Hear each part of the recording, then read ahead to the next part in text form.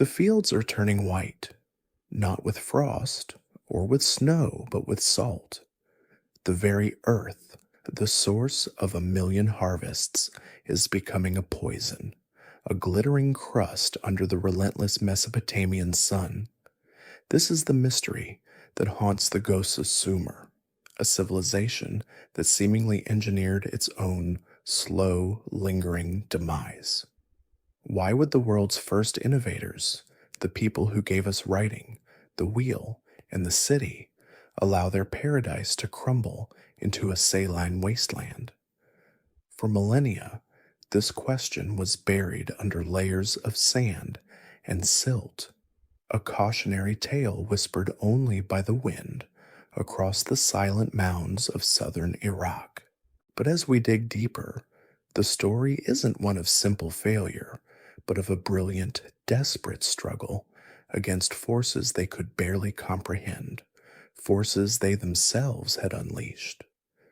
Their end was not a sudden cataclysm, but a creeping, inexorable fading, a lesson written in salt and clay that speaks directly to our own time. I'm glad you're here, wishing you peace, rest, and maybe a little historical inspiration before sleep. Take a moment to like the video and subscribe, but only if you genuinely enjoy what I do here. And if you feel like it, I'd love to see where in the world you're listening from and what time it is for you. It's always a comfort to know we're all under the same sky, listening to the same old stories. Our story begins long, long before the salt, in a time when the land was a promise, a dangerous and beautiful blank slate.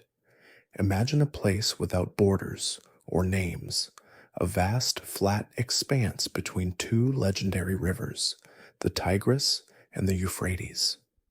This is southern Mesopotamia, the land that would one day be called Sumer. But 6,000 years before the Common Era, it was less a land and more a fluid boundary between water and earth. The rivers, swollen with snowmelt from the distant northern mountains, did not flow in the neat, predictable channels we see on modern maps. They meandered, they braided, they spilled their banks with ferocious and unpredictable power, creating a shimmering, seemingly endless world of marshes and wetlands. This was not an easy place to live.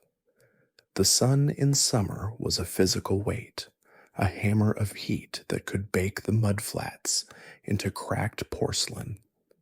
There was very little stone, few trees for timber, and no precious metals to be found.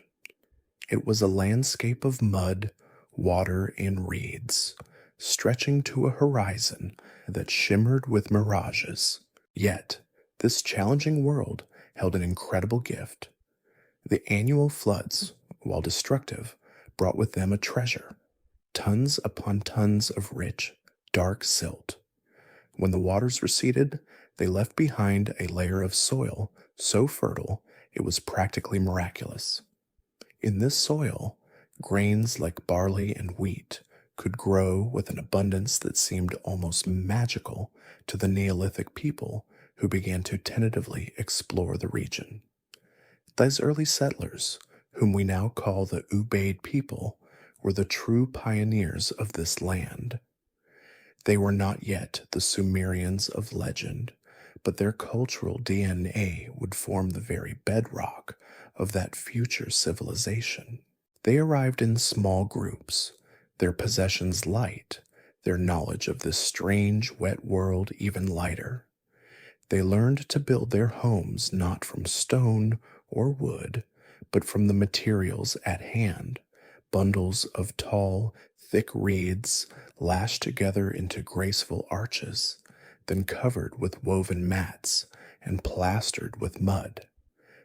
They built small boats, weaving bitumen, a natural tar that seeped from the ground, into the reeds to make them waterproof, allowing them to navigate the labyrinthine waterways of the marshes to fish and hunt waterfowl. Life was dictated by the rhythm of the rivers and the sun.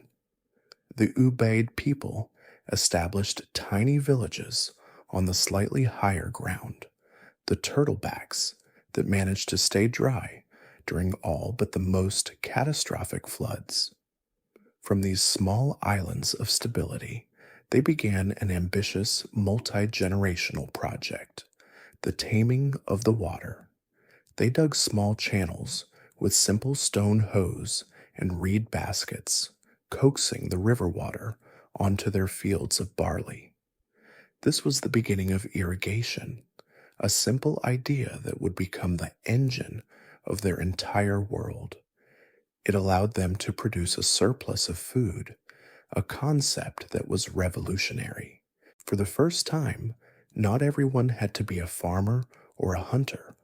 The surplus meant a few people could specialize, becoming skilled potters who crafted beautiful thin-walled ceramics decorated with elegant geometric patterns in dark paint.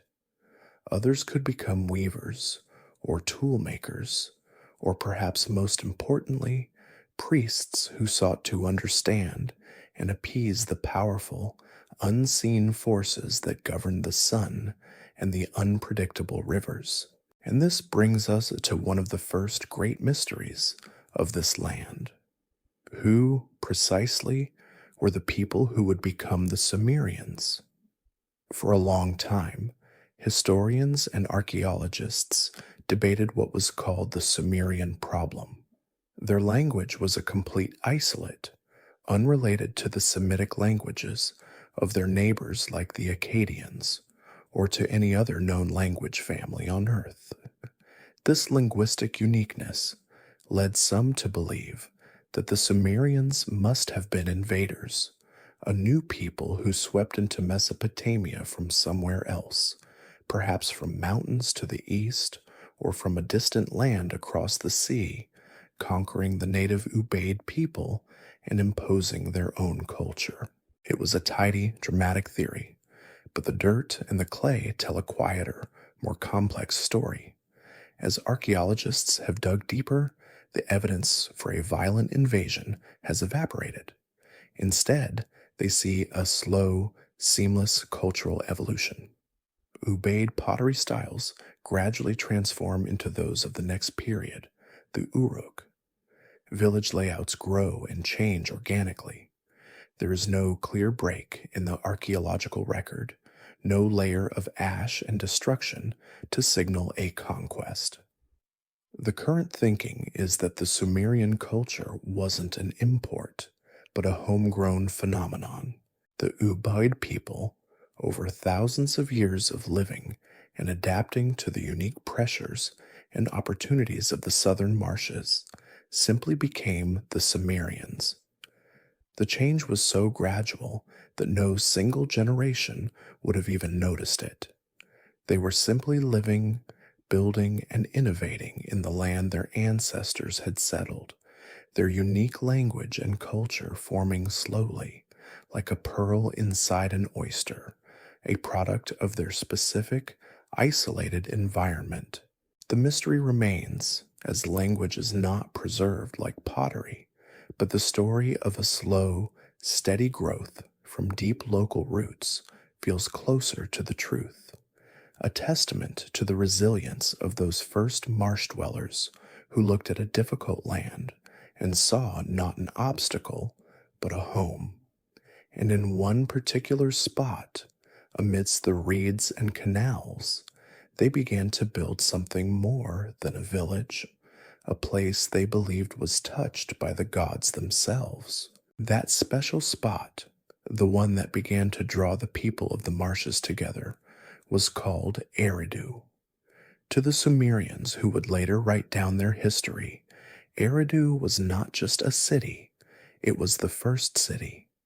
In their own creation, myths, and king lists, it was at Eridu that the gods first established order on the earth. It was here, they wrote, that kingship was lowered from heaven, the very concept of civilized life given as a gift to mortals. Whether or not it was the first city in a modern demographic sense remains a gentle debate among historians, but for the people who lived there, it was undoubtedly the center of their world, an axis connecting the mortal earth with the divine heavens. Its importance stemmed from its patron deity, one of the most fascinating and essential gods in their entire pantheon, Enki. Enki was the god of the abyss, the vast, mysterious freshwater ocean that they believed lay deep beneath the earth, feeding the rivers and marshes. He was the god of wisdom, of magic, of arts and crafts, of creation itself. He was often depicted with streams of water flowing from his shoulders, filled with fish. He was not a distant, terrifying sky god, but a clever, hands-on deity, a divine craftsman and engineer who loved humanity and often intervened on its behalf, sometimes against the wishes of the other, more stern gods. He was the perfect patron for a people whose entire existence depended on the mastery of water, on the cleverness to dig canals, and on the craft to build boats and homes from the reeds that grew in his sacred domain. The heart of Eridu was Enki's temple. It didn't start as a grand monument. The very earliest shrine, uncovered by archaeologists at the bottom of a great mound, was a humble single-room building of mud brick, no larger than a small cottage. It was built around 5400 BCE, deep in the Ubaid period we touched upon. Here, the local people would have brought their offerings, perhaps a basket of dates, a string of dried fish, or a jar of precious beer, to honor the god who kept the waters sweet and the land fertile. But then a fascinating tradition began, one that would define Mesopotamian sacred architecture for 3,000 years. After a few generations, this Amal temple was not abandoned or expanded outwards, but ceremonially dismantled and filled in, its foundation used to create a new, slightly higher platform on which a new, slightly larger temple was constructed. So then, a century or so later, they did it again, and again, and again.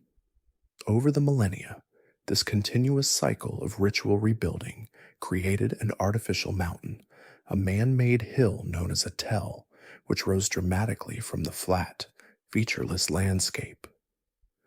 With each new layer, the temple on top grew more complex and impressive, a physical testament to the community's growing prosperity and devotion. Archaeologists have peeled back the layers of the mound at Eridu and have identified at least 18 distinct temple levels built one on top of the other, a vertical timeline of a civilization's birth. This rising mound acted like a social and spiritual magnet. It was the one permanent, visible landmark in a world of shifting riverbeds and seasonal marshes. A fisherman poling his skiff through the reeds could look up and see the temple of Enki, gleaming white under the sun, and know where he was, know that he was part of something larger than just his own family or village. Eridu became more than a place of worship. It became a center of gravity for the entire region. The temple was not just the house of the god, but also the community's central bank and storehouse. The surplus grain that irrigation had made possible was brought to the temple, where the newly emerging class of priests would record, store, and redistribute it. This was an incredible innovation. It provided a safety net against famine, but it also cemented a new social structure. The priests who managed the god's wealth naturally became powerful and respected figures, the administrators of the world's first centralized economy. People would travel to Eridu to trade goods, to seek judgment in disputes, and to participate in the great religious festivals that mark the passing of the seasons. It was here, in the shadow of Enki's ever-growing house, that scattered independent villagers began to think of themselves as a single people, the people of Eridu. This brings us to the quiet historical debate. The Sumerians called Eridu a city, the first one. But was it? If we define a city by a large, dense, non-farming population, by defensive walls and sprawling residential quarters, then Eridu perhaps falls short. It seems to have been relatively small, its population perhaps only a few thousand, many of whom still farmed the surrounding lands. Some archaeologists prefer to call it a large ceremonial center or a town. The true metropolis, the city that would explode in size and complexity, would be Uruk, which we will visit soon. But perhaps this debate misses the point. Eridu's innovation wasn't necessarily demographic, but conceptual. It was the place where the idea of the city was born.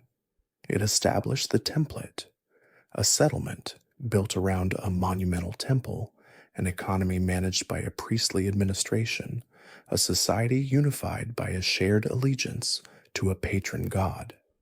Eridu was the prototype, the first successful experiment in large-scale, sedentary communal living. It proved that a community could be organized around an abstract idea, the worship of a god and the management of his wealth, and in doing so, it laid the ideological and economic foundations for every city that would follow.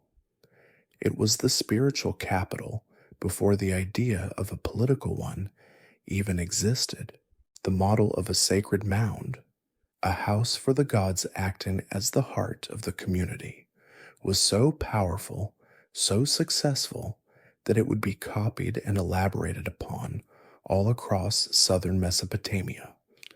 Eridu was the spark, the quiet but brilliant thought that would soon ignite a full-blown urban revolution. Eridu had been the quiet spark, the sacred prototype.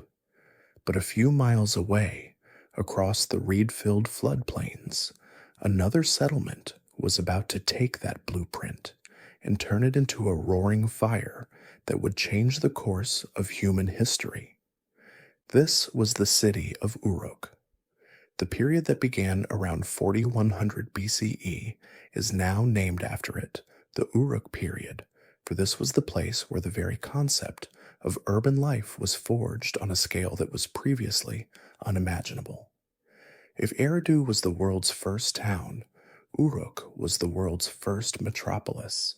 Over the course of a few centuries, it experienced an astonishing population boom, swelling from a large village into a sprawling city that covered nearly a square mile. Estimates of its peak population range from 25,000 to as many as 50,000 people, all living together in a dense, vibrant, and chaotic urban landscape. At that moment in time, it was almost certainly the largest city on the planet. Nothing like it had ever existed before. This explosion in population was not just a matter of size. It fundamentally rewired the structure of human society. In the old Ubaid villages, and even in the town of Eridu, most people were still farmers. But a city of 50,000 cannot feed itself if everyone is also working the fields. This necessity triggered what historians call the urban revolution, and at its heart was a simple but profound idea, the division of labor. For the first time, a significant portion of the population became full-time specialists, while the majority of people in the surrounding countryside worked the land to produce the food surplus that Uruk depended on. The city itself became a hive of specialized professions. There were priests who managed the temples, artisans who worked with copper and gold, stonemasons who carved intricate sculptures, and legions of builders who raised the city's monumental structures. And perhaps most importantly, there was a growing class of administrators, the bureaucrats who organized the vast and complex logistics of city life. This specialization created a positive feedback loop of innovation. When a person can dedicate their entire life to a single craft, like pottery or metalworking, they become incredibly good at it, developing new techniques and technologies that a part-time farmer craftsman never could. We can see this innovation in the artifacts they left behind. A perfect example is a humble piece of pottery known as the beveled rim bowl. Tens of thousands of these coarse, mass-produced bowls have been found not just at Uruk, but at sites all across the ancient Near East. They are all remarkably uniform in size and shape, made quickly on a mold rather than carefully crafted on a wheel. For a long time, archaeologists were puzzled by their sheer abundance and crude appearance. The leading theory today, and it's a compelling one, is that these were the ancient world's first disposable food containers, a standardized measure used for distributing rations. In an economy without coinage, the great temple institutions that ran the city paid their countless workers in grain, barley, or oil. The beveled rim bowl was the scoop. It held a day's wages, a single portion of sustenance for a laborer. The existence of this simple clay bowl speaks volumes. It tells us of a massive, state-controlled economy, a dependent workforce, and a level of administrative organization that was simply unprecedented. This new level of administration required new tools for tracking and securing goods. One of the most elegant solutions was the cylinder seal. Instead of a simple flat stamp, this was a small cylinder of stone or shell, intricately carved with a unique design. When rolled across a lump of wet clay, perhaps one sealing the ropes on a jar or a storeroom door, it left a long, continuous impression, a kind of frieze in miniature.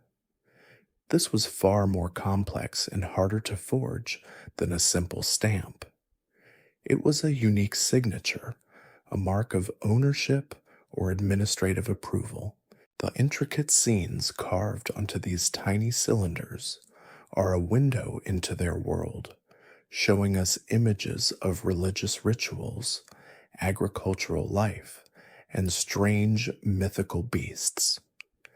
They are miniature masterpieces, a perfect blend of high art and practical bureaucracy. At the heart of Uruk were not one, but two massive temple complexes, rivaling each other in scale and grandeur. One was the precinct of Iana, dedicated to the city's patron goddess, Inanna, a powerful, complex deity of love, fertility, and paradoxically, war. The Iana district grew into a sprawling religious and economic center, with huge temples, great halls, and administrative buildings. The architects of Uruk decorated the walls and massive columns of these buildings with a stunning new technique, cone mosaics. They took hundreds of thousands of small, baked clay cones, painted their flat ends in red, white, or black, and then pushed them point first into the wet mud plaster of the walls, creating vibrant, durable, and weatherproof geometric patterns like zigzags and diamonds. The sheer labor involved is staggering to contemplate. The other complex was built atop a massive raised platform, a forerunner to the later stepped Ziggurats, dedicated to the great sky god Anu. On its summit sat the gleaming white temple, its walls coated in white gypsum plaster, so that it would have shone like a beacon, visible for many miles across the flat alluvial plain. The influence of Uruk, however, was not confined within its walls. During the late Uruk period, something remarkable happened, a phenomenon archaeologists call the Uruk expansion. Uruk-style pottery, architecture, and administrative tools like the beveled rim bowls and cylinder seals suddenly appear at sites hundreds of miles away, across Syria, Turkey, and Iran. Was this an empire built on military conquest? Was it a network of colonial trading posts established to extract resources like timber, stone, and metals that were absent in southern Mesopotamia? Or was it a form of soft power, the irresistible pull of a more advanced and successful culture that other societies chose to emulate? This remains one of the great open questions in ancient history. The evidence suggests it was likely a complex mix of all three, a world system with the vibrant, innovative city of Uruk at its absolute center. But this very success, this massive concentration of people, goods, and information was creating a critical problem. How could any group of priests and administrators possibly keep track of it all using memory alone?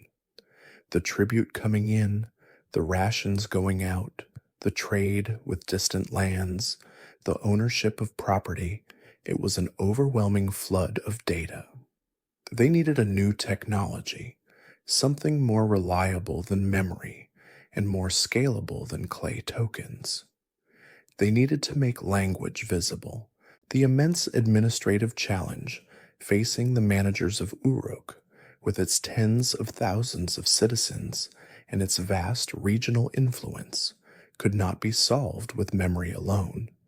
The sheer volume of data, grain coming in, beer rations going out, herds of sheep being moved from one pasture to another, tribute arriving from a subject town, was overwhelming.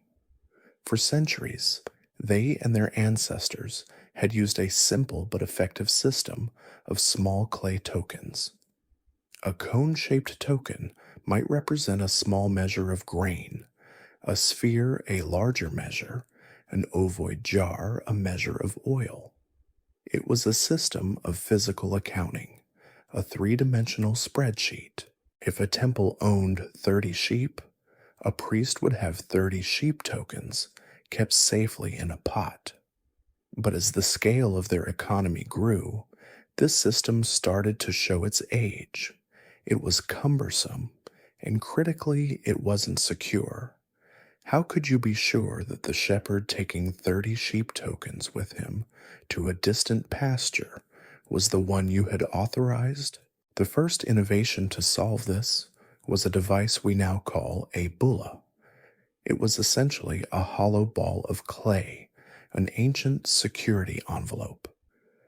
For a given transaction, let's say the transfer of those 30 sheep, the 30 corresponding tokens would be placed inside the soft clay ball, which was then sealed shut. The cylinder seals of the officials involved would then be rolled all over the outside, authenticating the contents. When the shepherd arrived at his destination, the receiving official could break open the bulla and count the tokens to verify the shipment. It was a clever solution, but it had a flaw. To verify the contents, you had to destroy the envelope. So, an anonymous administrative genius took the next logical step. Before sealing the tokens inside, he or she first pressed each token into the soft exterior of the bulla, leaving a clear impression of its shape and number. Now you could read the contents from the outside. The bulla for our 30 sheep would have the impressions of 30 sheep tokens on its surface. And this is where we can imagine one of history's great, unrecorded aha moments. Some scribe, somewhere in the Iana precinct, must have looked at one of these marked bully and realized the profound redundancy of the system. If the information is clearly marked on the outside of the clay ball, why do you need the tokens on the inside at all? In that moment of insight, the token system was rendered obsolete. The scribe could simply grab a flattened piece of clay, a tablet, and press the token shapes into it directly. Better yet, he could use a sharp reed or stick to simply draw pictures of the tokens, and from there, it was a short leap to drawing pictures of other things. A stylized head of barley to represent grain, a simple sketch of an ox's head for cattle. This was the birth of writing. It didn't emerge from a desire to write poetry or history, but from the profoundly practical need for better bookkeeping. The earliest written tablets from Uruk, dating to around 3200 BCE, are exactly this: mundane economic records, lists of goods, and tallies of livestock. Drawing pictures in wet clay, however, is a slow and messy business. The lines are not crisp, and the clay tends to get pushed up around the stylus. Over the next few centuries, the Sumerian scribes refined their technique for maximum efficiency. They began using a stylus made from a reed, cut to give it a triangular wedge-shaped tip. Instead of trying to draw curving naturalistic lines, they found it was much faster and neater to simply press this wedge-tipped stylus into the clay. A single press made a clean, wedge-shaped mark. By combining these wedges at different angles, vertical, horizontal, diagonal, they could create more complex signs. This new, abstract style of writing is what we call cuneiform, from the Latin word cunus, meaning wedge. The picture of an ox's head, which once required several curving lines, was streamlined into a few efficient wedge presses. The script lost its pictorial look, but it gained immense speed and clarity. This was a huge leap forward, but the system's true power was unlocked by one final, brilliant cognitive breakthrough. Initially, a sign stood for a whole word or idea, a logogram. The sign for a foot, for example, meant foot, or by extension, concepts like walking or standing. But this is limiting. How do you write a personal name or an abstract concept like honor or love? The answer came from what we call the rebus principle. Think of it like a visual pun. In English, if you wanted to write the word eye, you could just draw a picture of an eye. You are using the picture not for its meaning, the organ of sight, but for its sound. The Sumerian scribes realized they could do the same thing. For example, the Sumerian word for arrow was tai. The word for life was also pronounced taias. So a scribe wishing to write the abstract concept of life could simply use the cuneiform sign for arrow. This innovation was revolutionary. It liberated writing from the concrete world of things and tethered it to the sounds of spoken language. Now anything that could be said could be written. They could combine sound signs to spell out names, prepositions, adjectives, the full grammatical complexity of their language. The invention of cuneiform was more than just a new administrative tool. It was a fundamental rewiring of the human mind and of society itself. For the first time, knowledge could be stored with perfect fidelity outside of a human brain. An oral tradition is fluid and subject to the vagaries of memory, but a statement inscribed on a baked clay tablet is fixed and permanent. It allowed for the accumulation of knowledge on a massive scale. Laws could be written down, creating a stable and enduring standard of justice. History, once a fluid collection of myths and legends, could now be recorded as a sequence of events. Royal decrees and propaganda could be distributed across a wide area, strengthening the power of the state. And eventually, though it began with lists of sheep, this tool would be used to write down the world's first works of literature, the epic poems and lyrical hymns that give us a window into the Sumerian soul. This new technology for organizing information, combined with other practical inventions, would allow the people of Sumer not just to manage their world, but to physically reshape it to a degree never before seen. The development of writing gave the Sumerian temple administrators the software to manage their complex world, but other, more tangible technologies provided the hardware to physically build it. Two inventions in particular, the plow and the wheel, were so revolutionary that they completely reshaped the landscape and the very foundations of Sumerian society. Before the plow, agriculture was an exhausting, back-breaking affair. A farmer would have to break up the sun-baked Mesopotamian soil using little more than a fire-hardened digging stick or a simple stone hoe. It was slow, inefficient work that severely limited the amount of land a single family could hope to cultivate. This, in turn, limited the potential food surplus and capped the size of their communities.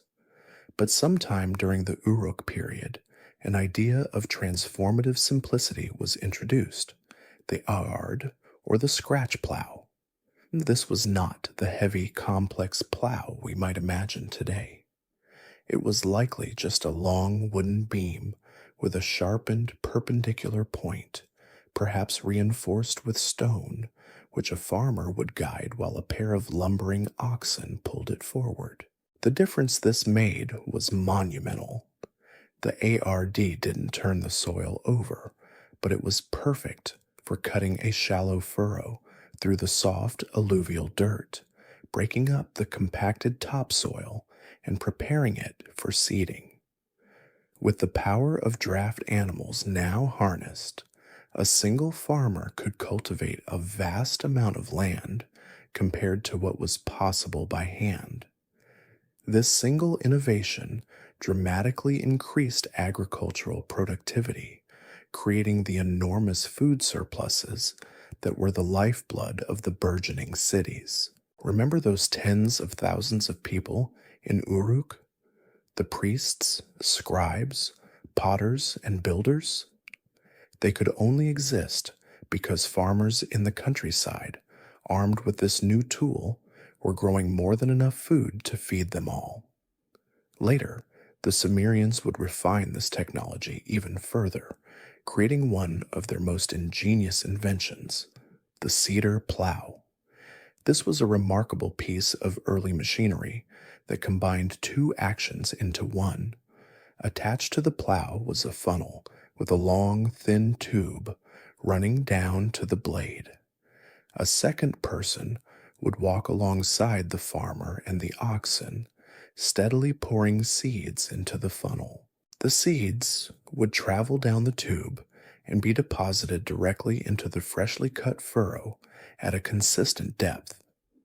This was an enormous leap in efficiency.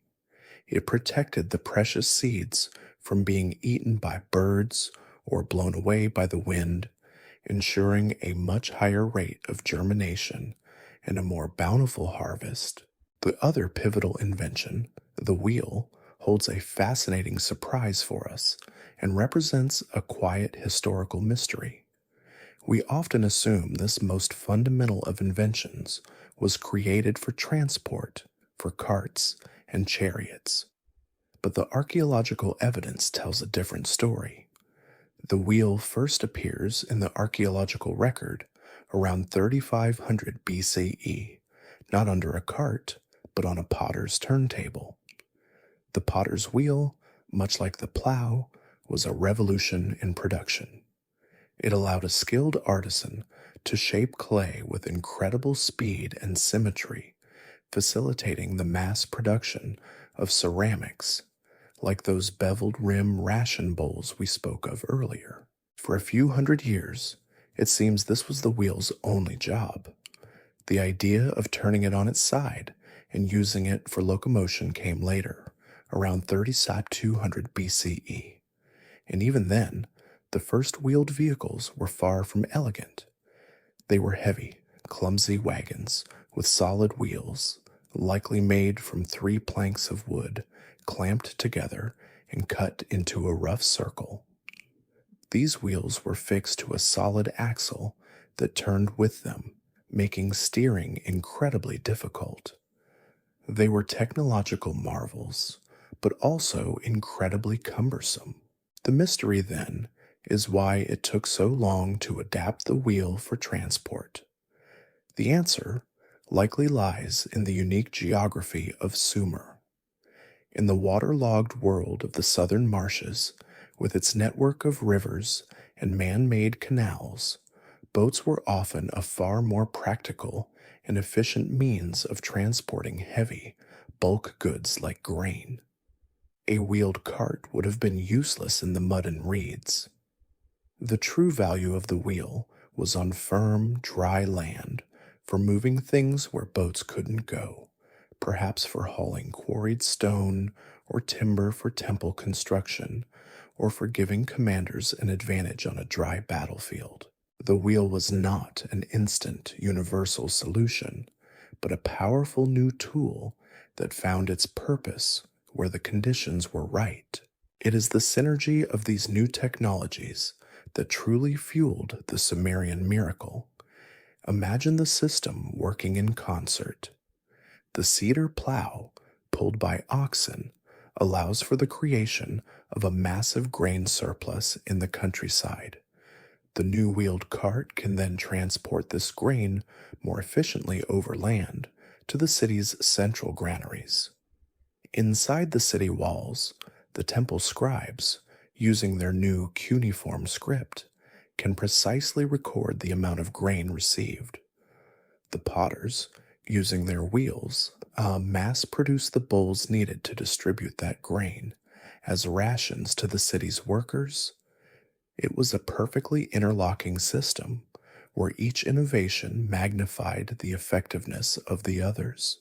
This combination of technologies gave the Sumerians an unprecedented degree of control over their environment, allowing them to support a complex, hierarchical, and specialized society. But this new power, this intensified agriculture, came at a hidden cost. The constant irrigation and the deeper furrows cut by the plow were slowly, imperceptibly changing the composition of the soil, pulling the salty waters from deep underground ever closer to the surface. The very tools of their incredible success carried within them the quiet, latent seeds of their eventual decline.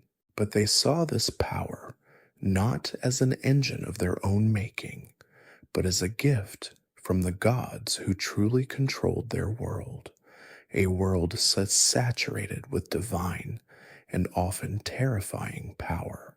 The Sumerians looked at their world with its life-giving water and its devastating floods, its bountiful harvests and its scorching droughts, and saw not the random workings of nature, but the deliberate actions of a vast and powerful family of gods. Their universe was not empty or mechanical. It was intensely alive, governed by divine beings who were alarmingly and sometimes terrifyingly human in their nature. These gods were not perfect, benevolent, or all-loving. They were anthropomorphic, imagined in human form, and driven by the same passions that drove mortals: love, pride, jealousy, rage, and a constant hunger for praise and sustenance. The The cosmos was a chaotic and often dangerous place, and humanity's role in it was very clear, laid down in their myths from the moment of creation. Humans were fashioned from clay for a single primary purpose: to be the servants of the gods. Their job was to relieve the gods of manual labor, to build their homes, provide their food, weave their clothing, and sing their praises so the divine beings could live lives of leisure.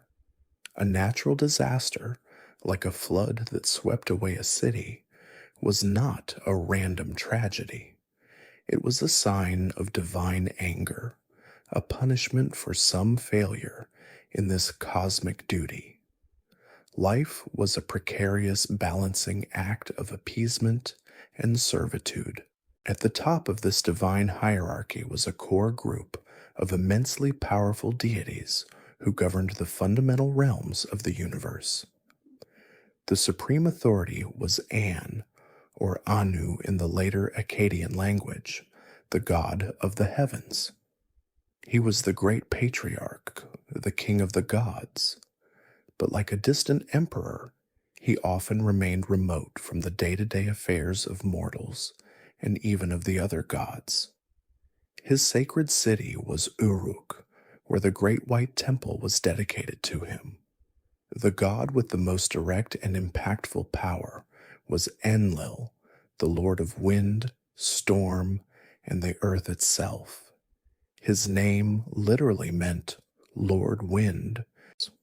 While An held the title of king, Enlil was the one who truly wielded power, the enforcer of the divine assembly's decrees. He was a stern and tempestuous deity whose roar was the hurricane and whose word could level cities. In the Sumerian flood myth, it was Enlil who grew tired of the noise of a teeming humanity and decided to wipe the slate clean with a deluge, a terrifying expression of his fearsome power. His sacred city, Nippur, became the undisputed religious capital of all Sumer, a neutral ground where all city-states came to worship. Balancing Enlil's harshness was the god we have already met, the clever and benevolent Enki, patron of Eridu. As the god of the freshwater abyss, the Abzu, he was the source of the life-giving waters. But more than that, he was the god of wisdom, magic, and craftsmanship. He was a divine trickster, a problem solver who delighted in creation and often acted as a secret friend to humankind. In that same flood myth, it was Enki who, in defiance of Enlil's decree, went to the human hero Ziusudra and whispered a warning through the reed walls of his hut, instructing him to build a great boat to save himself, his family, and the seeds of life. Where Enlil represented brute force and stern judgment, Enki embodied cunning intelligence and a creative spirit. And then there was the most complex and dynamic of the goddesses, Inanna, the patron of Uruk. She was the goddess of love and fertility, a figure of intoxicating beauty and desire. But she was also, paradoxically, the goddess of war, a fierce and ambitious warrior who reveled in battle. She was never content with her assigned domains, constantly striving for more power, even challenging the rulers of the underworld in her quest for glory. Beyond these great cosmic deities, the Sumerian religious landscape was intensely local. Every single city, town, and village had its own specific patron god or goddess who was believed to reside there and protect its interests. The fortunes of a city were inextricably linked to the fortunes of its patron deity. A military victory was not just a victory for the city's army, but a triumph for its god. Conversely, to be conquered meant that your god had been defeated, your temple looted, and your cult statue, the physical vessel for the god's spirit, carried off in humiliation by the victors. The temple complex in the center of the city was not just a symbolic gathering place. It was understood to be the literal, earthly home of the god. The priests and priestesses were the god's personal household staff. The inner sanctum of the temple housed the cult statue, often carved from precious wood and adorned with gold and lapis lazuli. This was not just a representation, it was believed to be physically inhabited by the god. Every day, the statue was awakened with music, ritually washed and dressed in fine linen, and served 2 elaborate meals on a golden table. The vast economic engine of the Sumerian city-state, the fields of barley, the herds of sheep, the workshops of the weavers, was all geared towards producing the goods necessary to feed, clothe, and honor this divine resident. This worldview raises a profound question that echoes through their literature. What did the Sumerians think about suffering and injustice? If the gods were all powerful, why did bad things happen to people who were seemingly devout? The Sumerians had a rather stark and fatalistic answer. Humans were created to be flawed, short-lived creatures, and the plans of the gods were vast, complex, and ultimately unknowable. Misfortune was simply part of the cosmic fabric. There was no promise of a final judgment or a blissful paradise to reward a virtuous life. The underworld, which they called Kur, was a grim and gloomy destination for all mortals, a land of no return. It was a shadowy, dusty realm where the dead shuffled about in darkness, eating clay and longing for the world of light. Their religion was therefore intensely focused on the here and now. The goal was to appease the gods in this life, to perform the rituals correctly, and provide the offerings faithfully in the hope of securing their favor, good harvests, healthy children, and protection from disaster. The physical meeting point for this constant, crucial negotiation between mortals and the divine was the god's house, the temple, which grew ever larger, reaching for the heavens in the form of a mighty ziggurat. At the physical and spiritual heart of every great Sumerian city was the temple complex, and dominating its skyline was the towering form of the ziggurat. This was the structure that most powerfully expressed their worldview, a man-made mountain of clay designed to bridge the vast gap between the mortal earth and the distant realm of the gods. A ziggurat was not a pyramid in the Egyptian style. It was not a tomb and contained no hidden chambers or passages. It was a solid mass of earth and brick, a series of stacked, receding platforms or terraces, culminating in a small temple or shrine perched on its highest peak. It was, in essence, a monumental stairway to heaven. The Sumerians believed the gods resided in the sky or on distant mountains, so to commune with them, one had to ascend. The ziggurat brought the priests closer to the heavens and provided a visible, awe-inspiring landmark that beckoned the city's patron god to descend and enter his earthly home. This unique architectural form was the grand, logical conclusion of a tradition that had begun thousands of years earlier. Remember the sacred mound at Eridu, which grew over millennia as one small temple was built upon the foundations of the last. The ziggurat took that organic process and turned it into a deliberate, monumental act of engineering. Instead of slowly accumulating height over centuries, the builders of the great ziggurats during Sumer's golden age planned and executed these structures as single, massive projects.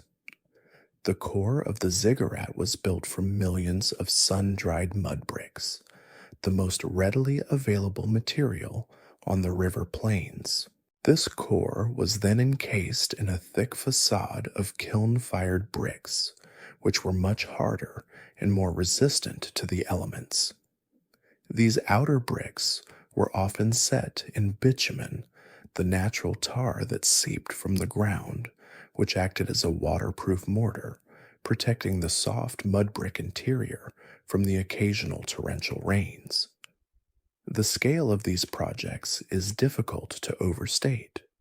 They were the ancient equivalent of a space program, requiring the mobilization of immense resources and a huge, centrally organized labor force, all paid in rations from the temple's own storehouses.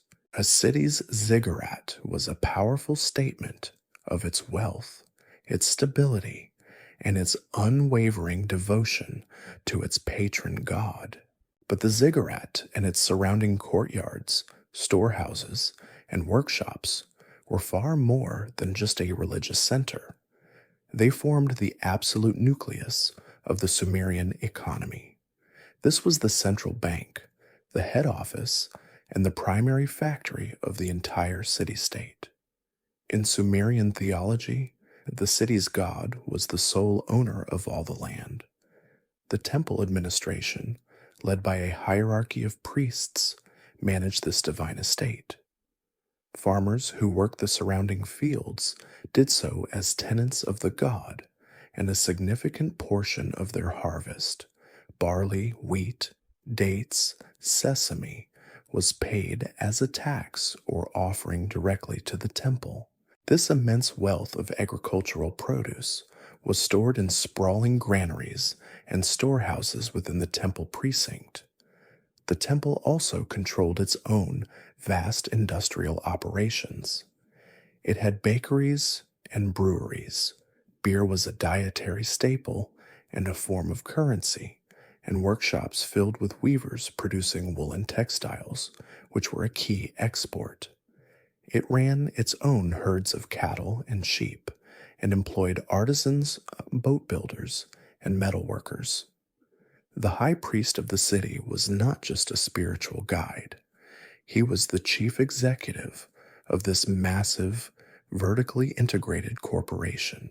And keeping track of this constant flow of goods were the scribes, the accountants in the god's employ, who sat in the temple offices, pressing their reed styluses into damp clay to record every last sheep and every jar of beer that entered or left the divine household.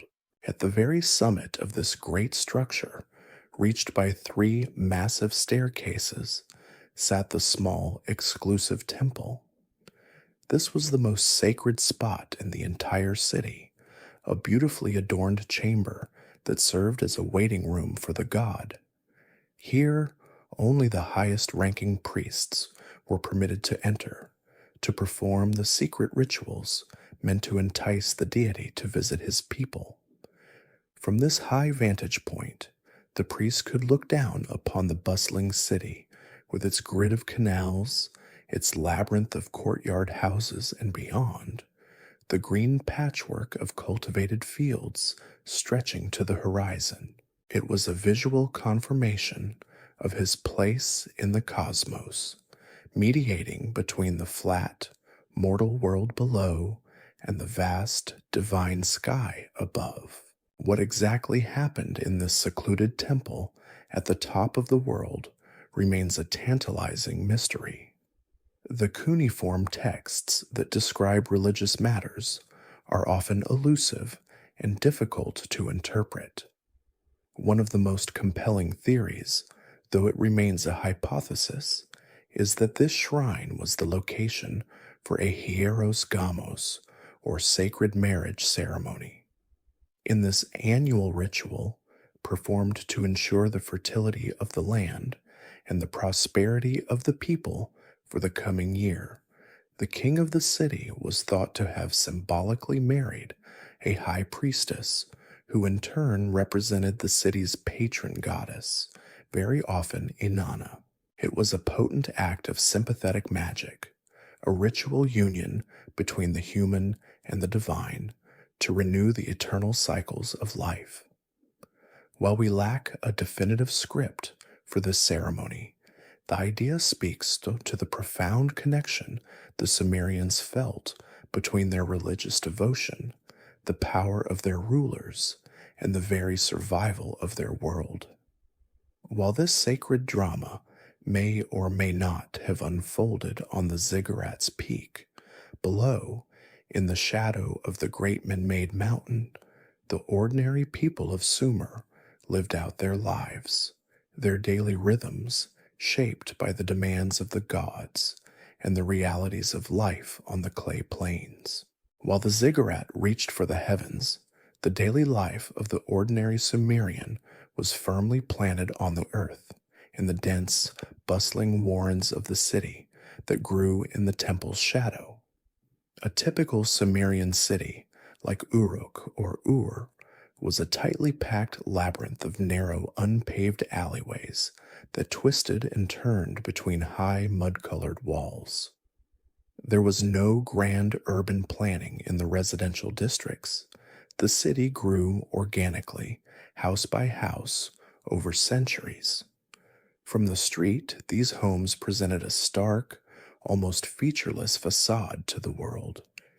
You would see a high wall of sun-dried mud brick, perhaps pierced by a few small, high-up ventilation slits, and a single wooden door. This design was a brilliant adaptation to the climate and a reflection of a deep-seated desire for privacy. The real heart of the Sumerian home was not visible from the street. When you passed through that single door, you would step into a central, open-air courtyard. All the rooms of the house, the sleeping quarters, a small kitchen area for cooking, storage rooms for grain and tools, opened onto this courtyard. It was the home's source of light and air, a private, protected space where the family could work, eat, and socialize, sheltered from the relentless sun, the dusty streets, and the eyes of their neighbors. Wealthier families might have a two-story home with a wooden gallery or balcony on the second floor looking down into the courtyard, but the fundamental inward-facing design remained the same for rich and poor alike. The family itself was the bedrock of Sumerian society.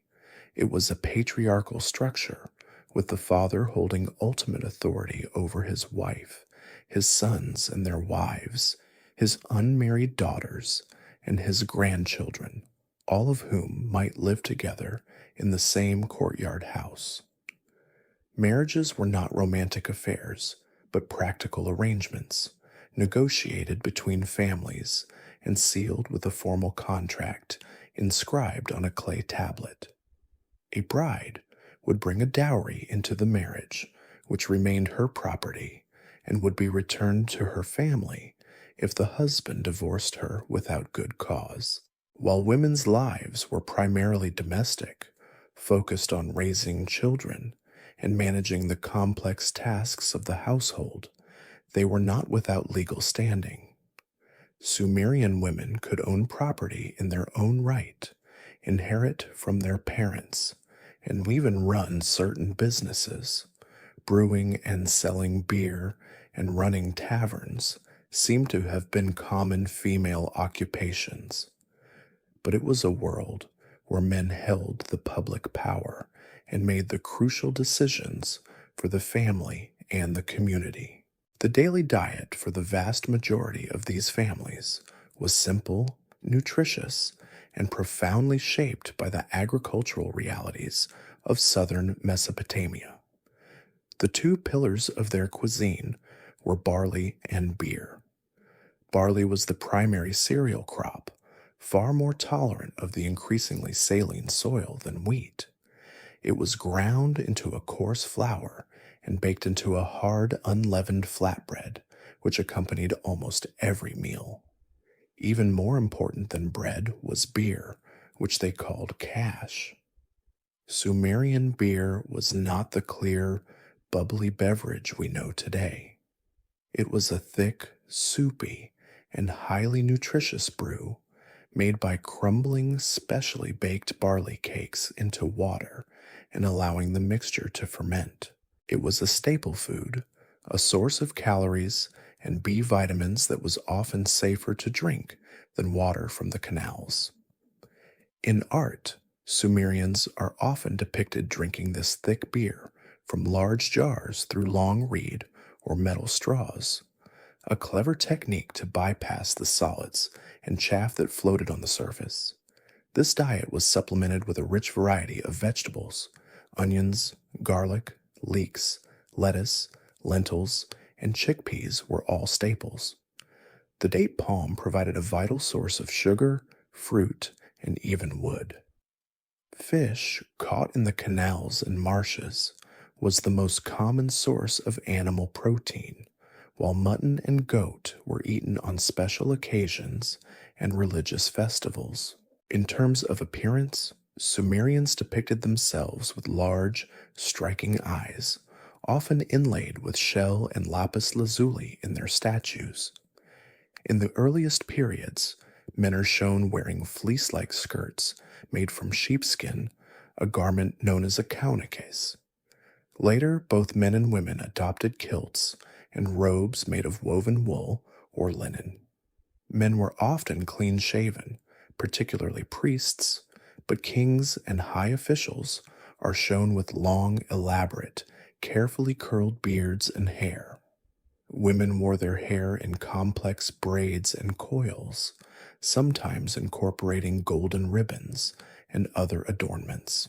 Both sexes used cosmetics, especially black coal to line their eyes, a practice that not only had aesthetic appeal, but also helped to reduce the harsh glare of the sun.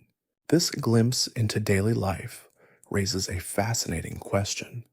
How many of these ordinary people could read or write? The cuneiform script was incredibly difficult to master, requiring years of memorization and practice in a scribal school known as the Aduba. For a long time, it was assumed that literacy was the exclusive domain of a small, elite corps of professional male scribes. They were the highly trained specialists who wrote the economic records, the royal inscriptions, and the great literary works. However, this view is slowly changing. The discovery of more personal and informal documents, private letters between merchants, for example, or hastily written receipts, suggests that a more functional, workaday literacy may have existed beyond the scribal schools. A merchant might not have been able to compose a poem, but he may have known enough signs to record a transaction. A woman of high status, managing a large estate, might have been able to read reports from her overseers. This is an area of active debate among scholars, trying to gauge the true extent of what could be called social literacy. It was by no means a society where everyone could read, but the written word may have been accessible to more than just the professional scribes, a tool used not just for grand literature, but for the mundane, everyday business of life. This very business of life, as it grew more complex within the city walls, required more than just family custom to regulate it. It required laws and leaders. The intricate web of customs and family ties that governed life in the early villages was no longer sufficient for the sprawling, anonymous, and complex society of the great Sumerian cities. With thousands of people living in close quarters, disputes over property, water rights, and personal injury were inevitable. The need for a recognized authority to mediate these disputes, enforce rules, and most critically to organize the city for defense became paramount. In the earliest days of cities like Uruk, it appears this authority rested almost entirely with the temple. The city was ruled as a theocracy, with the chief priest acting as the earthly steward for the city's patron god. This figure, who held a title like En or Ensi, was both a spiritual leader and the chief executive of the temple's vast economic enterprises. Decisions were likely made by a council of priests or elders, their authority deriving directly from their role as servants of the city's divine owner. This system worked well for managing the internal affairs of a peaceful, religiously unified community, but it was ill-equipped to handle a new and dangerous reality that was emerging on the plains of Sumer. The very success of the Sumerian city-states had sown the seeds of conflict. As populations grew, each city's network of fields, pastures, and irrigation canals expanded outwards until the territory of one city began to press against the borders of another. The land between the rivers was flat and featureless, with no natural boundaries to serve as clear lines of demarcation. This led to inevitable and increasingly bitter disputes over fertile farmland and, most importantly, over the control of water.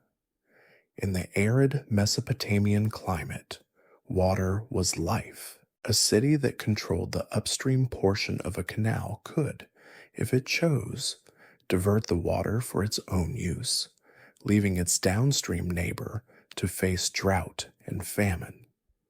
These were not minor squabbles. They were existential threats, and they began to lead to organized armed conflict. A council of priests, whose expertise lay in interpreting omens and managing granaries, was not suited to the grim business of leading an army into battle. Out of this crucible of conflict, a new kind of leader emerged. When a city faced a dire military threat, the threat of invasion from a rival city, for instance, the traditional governing assembly would appoint a temporary war chief. This was a man chosen not for his piety or his administrative skill, but for his strength, his charisma, and his proven ability on the battlefield. The title given to this figure was Lugal, a wonderfully direct Sumerian word which literally translates to big man. Initially, the Lugal's power was strictly conditional and time-limited. He was granted supreme authority to lead the city's army, but once the crisis was resolved and the enemy defeated, he was expected to lay down his command and return to the status of an ordinary citizen. However, the nature of warfare and the nature of power itself began to alter this arrangement. The conflicts between the city-states did not go away. Instead, they became more frequent, a chronic condition of life in southern Mesopotamia. A successful Lugal, returning to his city in triumph, was a figure of immense prestige and popularity. He commanded the personal loyalty of the soldiers who had fought and bled with him. It became easier and easier for such a figure to argue that the threat was not truly over, that enemies still lurked at the borders, and that for the city's continued safety, his temporary authorities should be extended. Slowly, almost imperceptibly at first, the temporary war leader became a permanent monarch. The institution of kingship was born. This created a new and distinct center of power within the city. Alongside the temple, headed by the priest steward, there now rose the palace, the eagle or big house, which was the residence and administrative center of the Lugal. The history of the Sumerian city-states would for the next 1,000 years be defined by the complex and ever-shifting relationship between the temple and the palace. Sometimes they worked in harmony, the king protecting the temple's wealth and the priests legitimizing the king's rule. At other times, they were rivals, competing for control over the city's land, labor, and resources. To cement his newfound permanent authority, the Lugal needed more than just the loyalty of his army. He needed a powerful ideology. He needed to justify why he, one man, should rule over all others. The answer was to claim that his power came not from an assembly of mortals, but from the gods themselves. The concept of kingship was woven into the fabric of their religion. Remember the line from the Sumerian king list that kingship was lowered from heaven? This became the foundational myth of Sumerian monarchy. The king was no longer just a big man. He was the chosen shepherd of the people, appointed by the city's patron god to lead and protect them. Royal art and inscriptions reflect this dual role. A king would be depicted as a mighty warrior, trampling his enemies, but he would also be shown as a pious servant of the gods, carrying the first basket of mud to begin the construction of a new temple. This potent combination of military might and divine sanction proved to be an enduring formula for rule. The exact details of this transition from priestly administration to hereditary monarchy are lost to history and remain a subject of scholarly debate, but it was a pivotal shift. It marked the end of an older, more communal form of governance and the beginning of a new era defined by kings, dynasties, and the ever-present reality of war.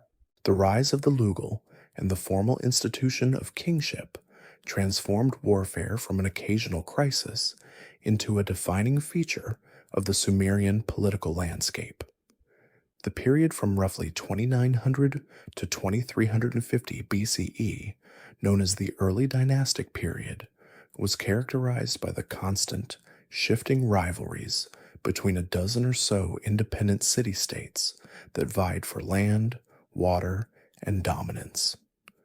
We know the names of these cities from the clay tablets of the scribes: Kish, Uruk, Ur, Nippur, and many others. And thanks to one of the most remarkable artifacts ever recovered from the Mesopotamian sands, we have a startlingly clear window into one of these conflicts, a bitter, multi-generational feud between the neighboring cities of Lagash and Umma. The source of their enmity was a strip of fertile border territory known as the Gu-Edna, the edge of the plain. For at least 150 years, this land was the subject of treaties, broken promises, and bloody battles, making it the focus of one of the first well-documented border disputes in human history. The most famous and brutal chapter in this long saga is immortalized on a monument known as the Stele of the Vultures. It was commissioned around 2500 BCE by Eannatum, the powerful Lugal of Lagash, to celebrate a decisive victory over the forces of Umma. The stele itself, carved from a single large slab of limestone, is a masterpiece of both political propaganda and historical narrative. Though shattered into fragments, what survives provides a chilling and invaluable insight into the Sumerian art of war. The monument is carved on two sides, presenting two different but complementary versions of the victory. One side is mythological, showing the divine perspective. Here, the dominant figure is the massive god Ningirsu, the patron deity of Lagash. He holds his defeated enemies, the soldiers of Umma, writhing helplessly in a giant net.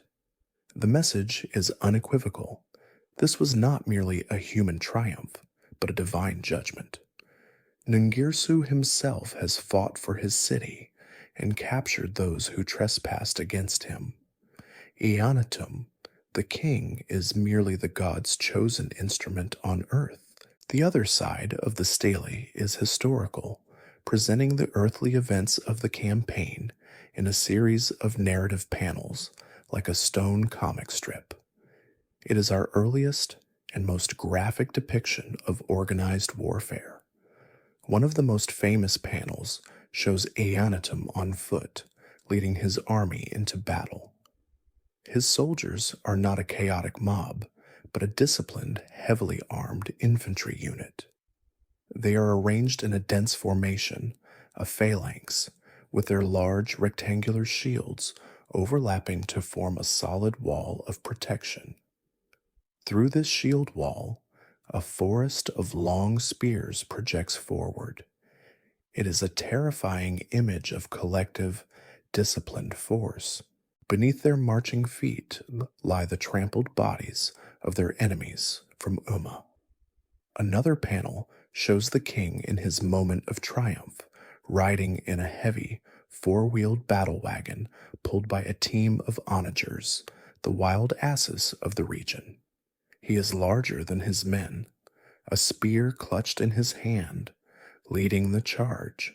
The stele's modern name comes from its most gruesome and unforgettable scene. In the aftermath of the battle, vultures are shown swooping down to carry away the severed heads and limbs of the slain enemy soldiers. It's a brutal depiction of the fate of the vanquished, a stark warning to any who would challenge the power of Lagash.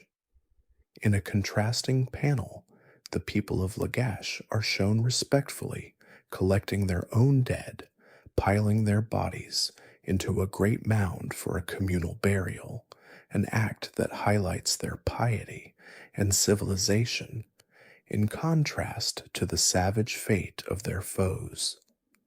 The long cuneiform inscription that winds around the images tells Eannatum's side of the story. It recounts the long history of the border dispute, accusing Umma of breaking a sacred oath sworn in a previous treaty. It tells of how the god Ningersu appeared to Eannatum in a dream, promising him victory. It describes the battle in detail, the wounding of Eannatum himself, the death of many of Umma's soldiers, and the ultimate flight of their king. Finally, it lays out the harsh terms of the new peace treaty, forcing Umma to acknowledge that the Gu-Edina belongs to the god Ningersu forever, and to pay an enormous annual tribute of barley into the granaries of Lagash as rent. This incredible document presents us with a historical puzzle. How literally should we take these depictions? Was the Sumerian phalanx truly this disciplined and organized, a precursor to the famous formations of ancient Greece? Or is this an idealized image, a piece of propaganda designed to project an aura of invincible order and royal control? And what of the battle wagons? Pulled by onagers, which are smaller and less manageable than horses, these heavy vehicles were likely not the nimble shock weapon chariots of later eras, but perhaps served as mobile command platforms for the king. The stele of the vultures gives us our best evidence for the warfare of this period, but separating the historical reality from the king's boastful spin is the delicate work of the historian. One thing is certain, however: Eannatum's victory did not bring lasting peace. The humiliating terms he imposed on Umma only fueled a deep resentment that would simmer for generations, a classic example of a victor's peace that sows the seeds of the next war. This constant state of conflict between cities like Lagash and Umma was the defining political reality of the age. Yet, out of this same era of strife, names and stories would emerge that would far outlast any border dispute, including that of a legendary king of Uruk, whose quest for fame and meaning would become the world's first great work of literature.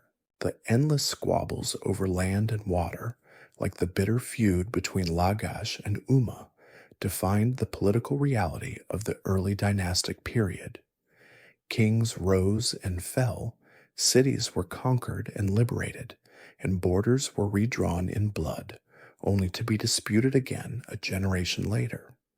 Most of the names of these Lugals are now little more than entries on dusty king lists, their great victories and defeats forgotten by all but a few dedicated scholars.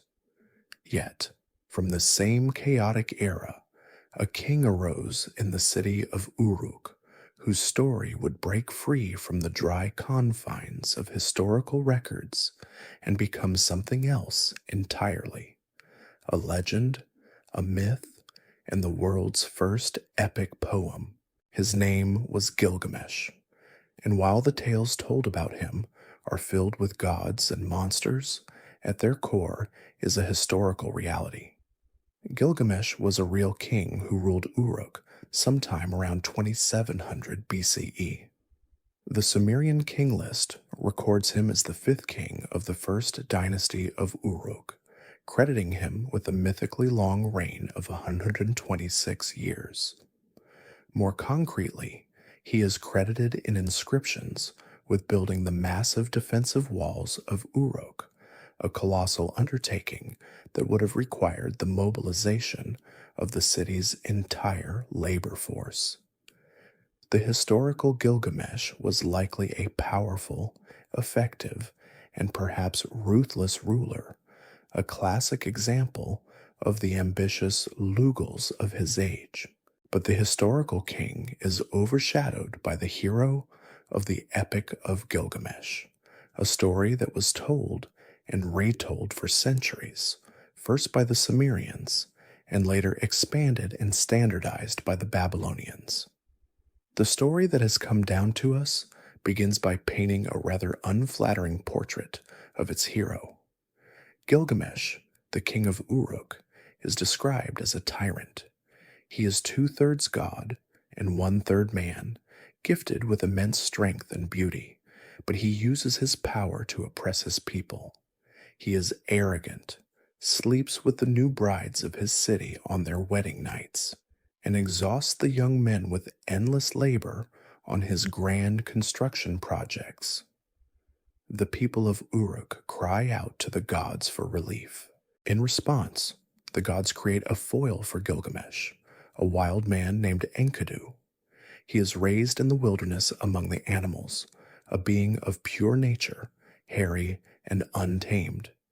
He is Gilgamesh's equal in strength, but his opposite in every other way. Through a complex series of events, Enkidu is lured to the city, civilized, and eventually confronts Gilgamesh in Uruk. They wrestle furiously in the city streets, shaking the very foundations of the temples. But in the end, neither can defeat the other. Their epic struggle turns into mutual respect, and then into a deep, powerful friendship. This friendship transforms Gilgamesh. With his wild energies, now channeled by his bond with Enkidu, he turns his ambition away from oppressing his own people and towards seeking immortal fame. Together, the two friends decide to embark on a great adventure, a journey to the distant cedar forest to slay a terrifying monster named Humbaba, the divinely appointed guardian of the trees. It is a quest for glory, to set up his name where the names of famous men are set up. Despite dire warnings and the opposition of the city's elders, they press on. They travel to the forest, and after a fearsome battle, they succeed in killing the monstrous Humbaba, felling the sacred cedars, and returning to Uruk in triumph. Gilgamesh's fame is now so great that it attracts the attention of the goddess Inanna herself. She appears before Gilgamesh and proposes marriage, but he, in an act of incredible hubris, brutally rejects her, listing all the mortal lovers she has taken in the past and then discarded. Enraged by this insult, Inanna goes to her father, the sky god An, and demands vengeance. She asks for the Bull of Heaven, a monstrous celestial bull, to be sent down to destroy Uruk. The Bull of Heaven descends and wreaks havoc, but Gilgamesh and Enkidu, fighting side by side once more, manage to slay the beast. It is their greatest victory, but it will be their last. The gods, meeting in council, are angered by the friends' repeated defiance. They have killed two of the gods' servants, Humbaba and the Bull of Heaven. One of them must pay the price. They decree that Enkidu, the wild man, must die. Enkidu falls sick with a divine illness, and after days of suffering, he dies in Gilgamesh's arms. The death of his friend utterly shatters Gilgamesh. For the first time, the great king, the man who could defeat any monster, is confronted by a foe he cannot fight, death itself. He is gripped by a profound and terrifying existential dread. He weeps for Enkidu for 7 days and nights, refusing to believe he is gone. But beyond his grief is a raw, paralyzing fear for his own mortality. If Enkidu, his equal, his other half, could die, then so could he. The quest for fame no longer seems enough. He now wants true immortality. Abandoning his throne and his royal duties, Gilgamesh begins a second, more desperate journey. He seeks out the one man said to have escaped death, Utnapishtim, the hero of the great flood who was granted eternal life by the gods. His journey is long and perilous, taking him to the very ends of the earth.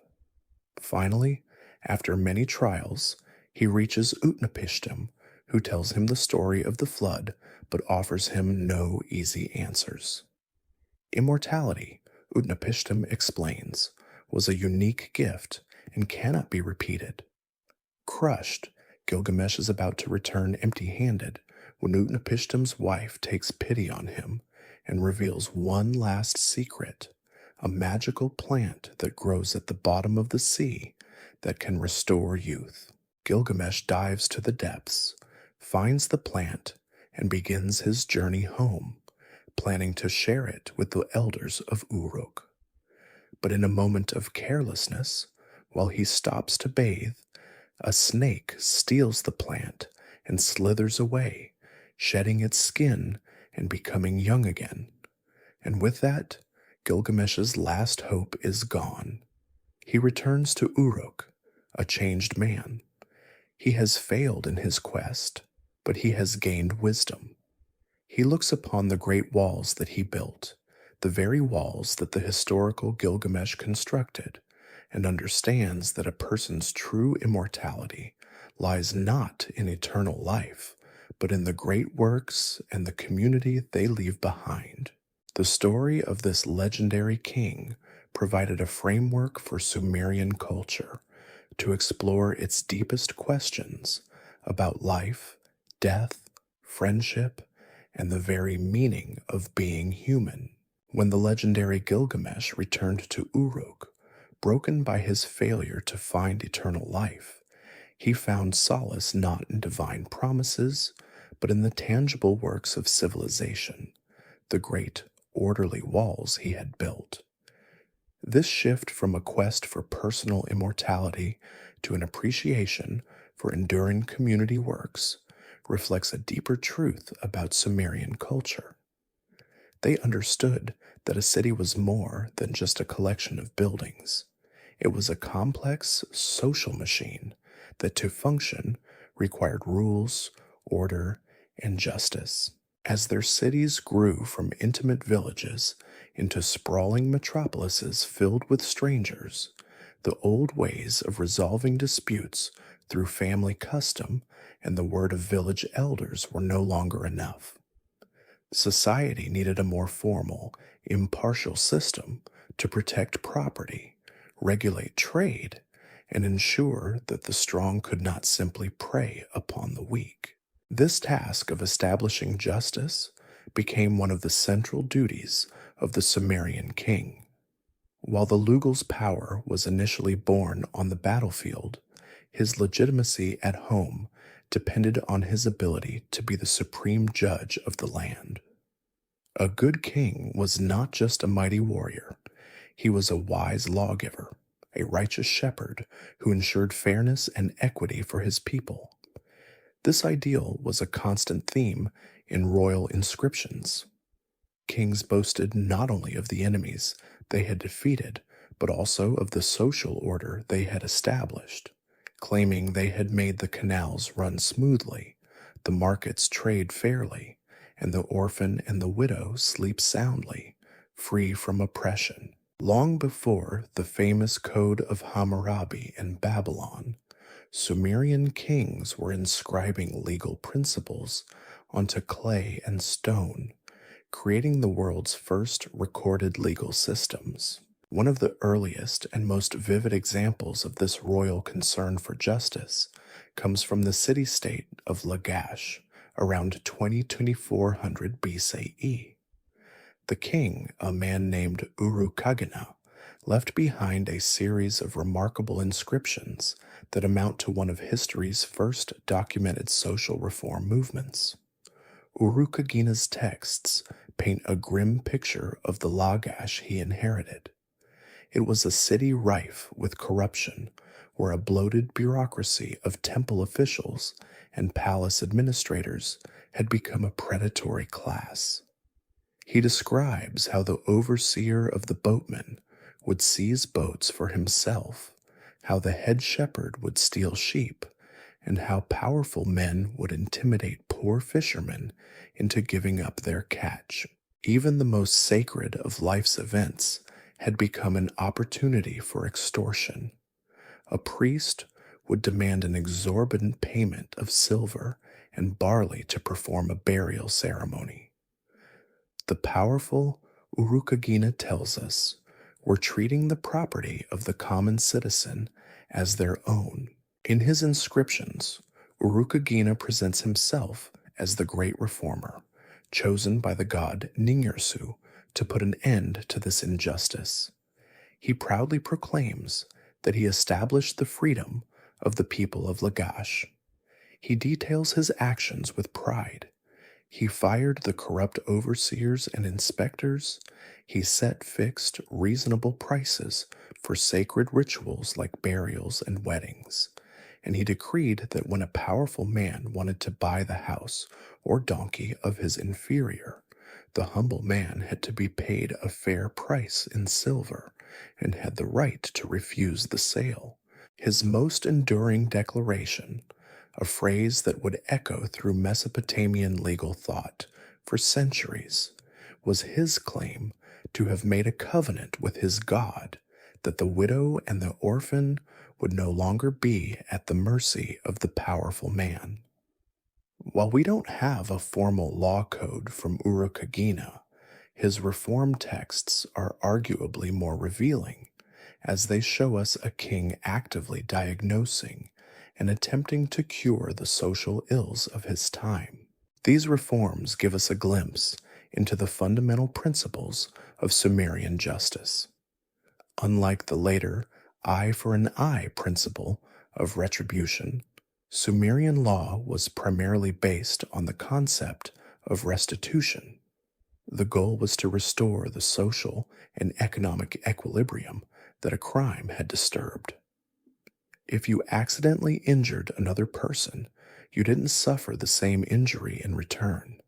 Instead, you paid a specific fine in silver, the amount depending on the severity of the harm.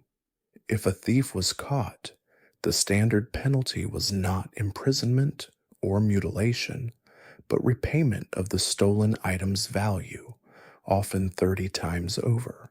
The law dealt with practical matters of everyday life, contracts for renting a field or an ox, penalties for shoddy construction that led to a building collapse, rules governing marriage and divorce, and the rights and responsibilities of slave owners. This raises a fascinating historical question that scholars still debate. Were these collections of royal laws, which would later be compiled into formal codes by kings like Ur-Nammu, actually functioning legislation in the way we understand it today? Or were they something else? One hypothesis suggests they were a form of royal propaganda, monumental displays of the king's piety and commitment to justice, meant to be admired rather than strictly applied in court. Another view is that they may have served as a kind of legal textbook, a model of jurisprudence used to train scribes and judges in legal principles. The evidence is ambiguous. We have thousands of clay tablets that are actual court records, transcripts of real lawsuits, and they almost never explicitly quote a line from a king's law code. Yet the judgments they record often align with the principles found within those codes. Perhaps the truth is a combination of both. The codes were a declaration of the king's ideal of justice, which in turn shaped the legal culture that judges applied in their daily work. This quest for a just and orderly society was not based on abstract philosophy alone. It was deeply connected to the Sumerians' understanding of the cosmos itself, an understanding built upon a surprisingly sophisticated foundation of mathematics and observation. The passion for order that drove the Sumerian kings to establish laws was reflected in the very way they perceived and measured the world around them. To build a ziggurat with precisely angled corners, to survey a field and calculate its expected yield, to create a calendar that could predict the seasons for planting and harvesting. These were not tasks that could be accomplished by guesswork. They required a practical, powerful, and predictable system of mathematics. The Sumerians, driven by the administrative needs of their temple states, developed a mathematical system so ingenious and robust that its echoes are still an inescapable part of our daily lives, ticking away on the faces of our clocks and encoded in the geometry of every circle we draw. While other cultures of the time were counting in base 10, likely inspired by their 10 fingers, the Sumerians did something different, and for certain tasks, something far more clever. They developed a sexagesimal system, which is a fancy way of saying they counted in base 60. The exact origin of this system is a historical mystery, one of the great puzzles of ancient intellectual history. Why 60? A leading theory suggests it was a brilliant hybrid system. They may have used the 12 knuckles on the 4 fingers of one hand, excluding the thumb, as one unit of counting, and the 5 fingers of the other hand to keep track of each set of 12. 5 sets of 12 gives you a total of 60. Whatever its origin, the number 60 proved to be an exceptionally useful base for calculations. It is what mathematicians call a highly composite number, meaning it can be evenly divided by a large number of smaller integers: 1, 2, 3, 4, 5, 6, 10, 12, 15, 20, and 30. This made calculations involving fractions incredibly easy compared to a base 10 system.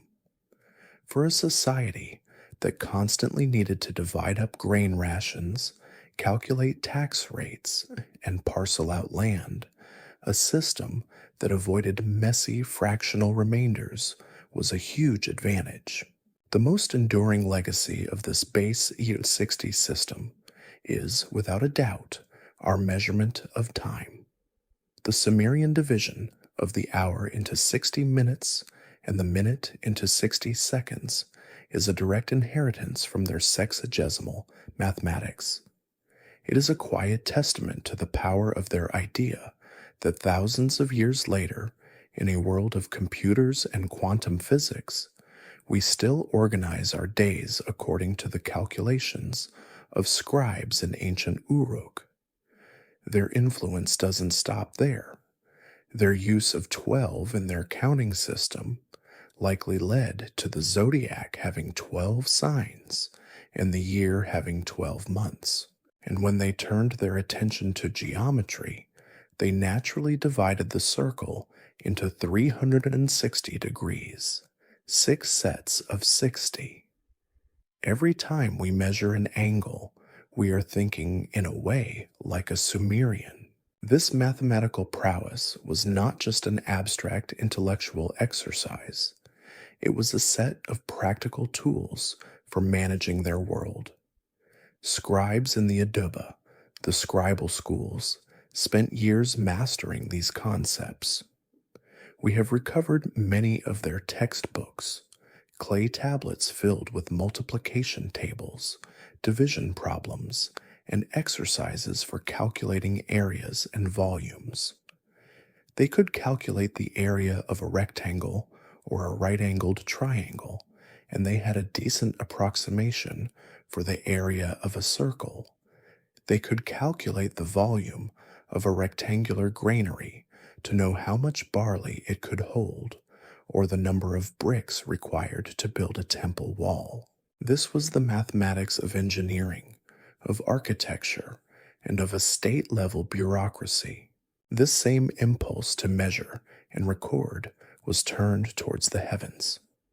The Sumerian priests were humanity's first true astronomers. The flat, cloudless skies of Mesopotamia provided a perfect viewing platform for the celestial drama that unfolded every night.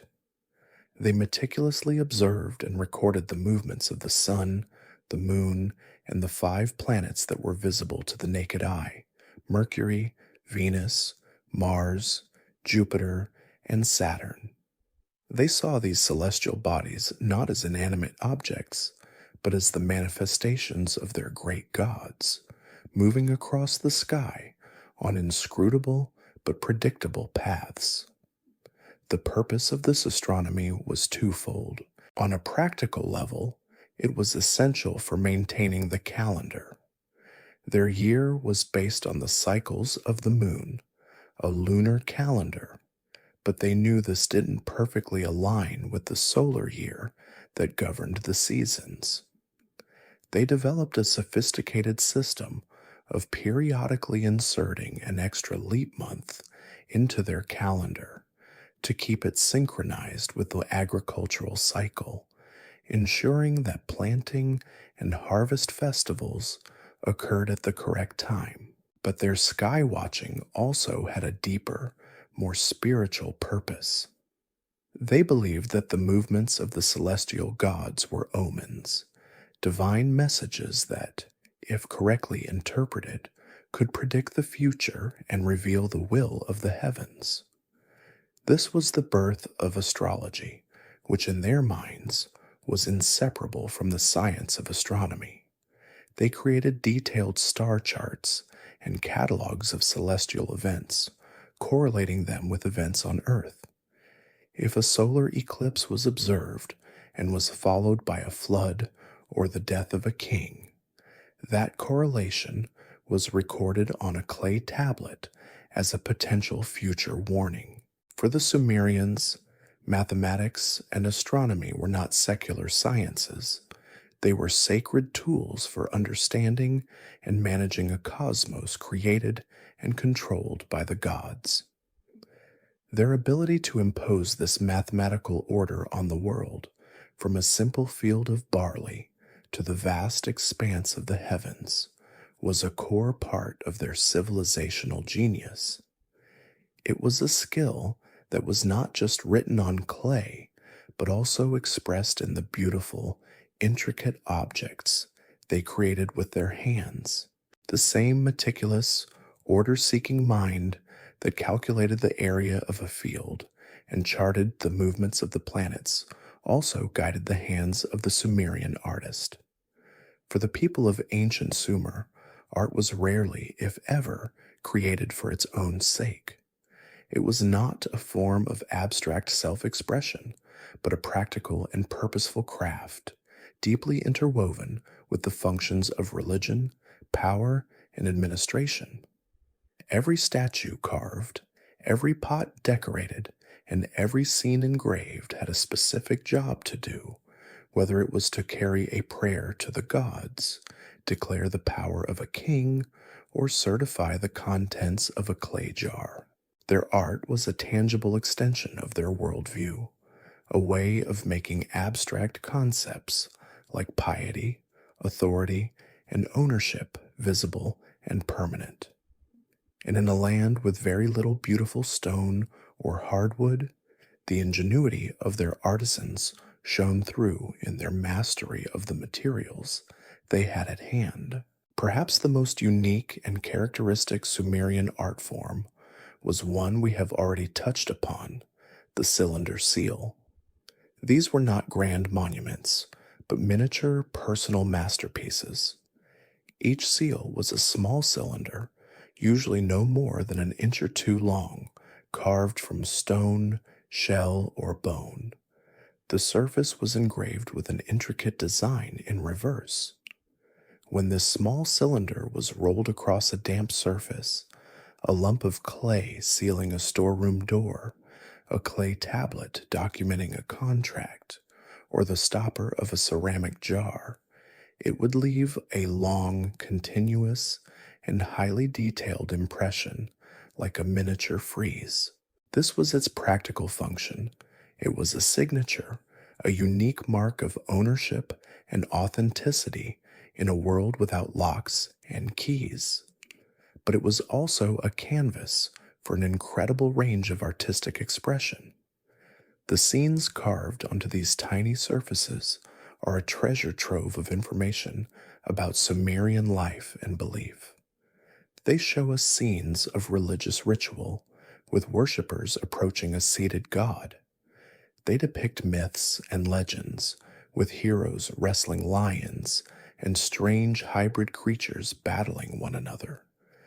They give us glimpses of daily life, showing shepherds with their flocks or weavers at their looms.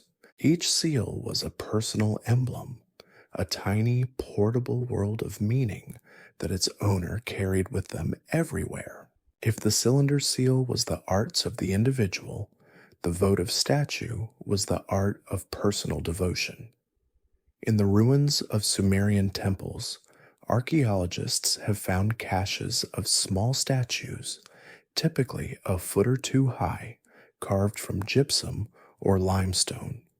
These are not portraits in the modern sense. They do not capture the specific likeness of an individual. Instead, they are stylized representations of the worshippers themselves.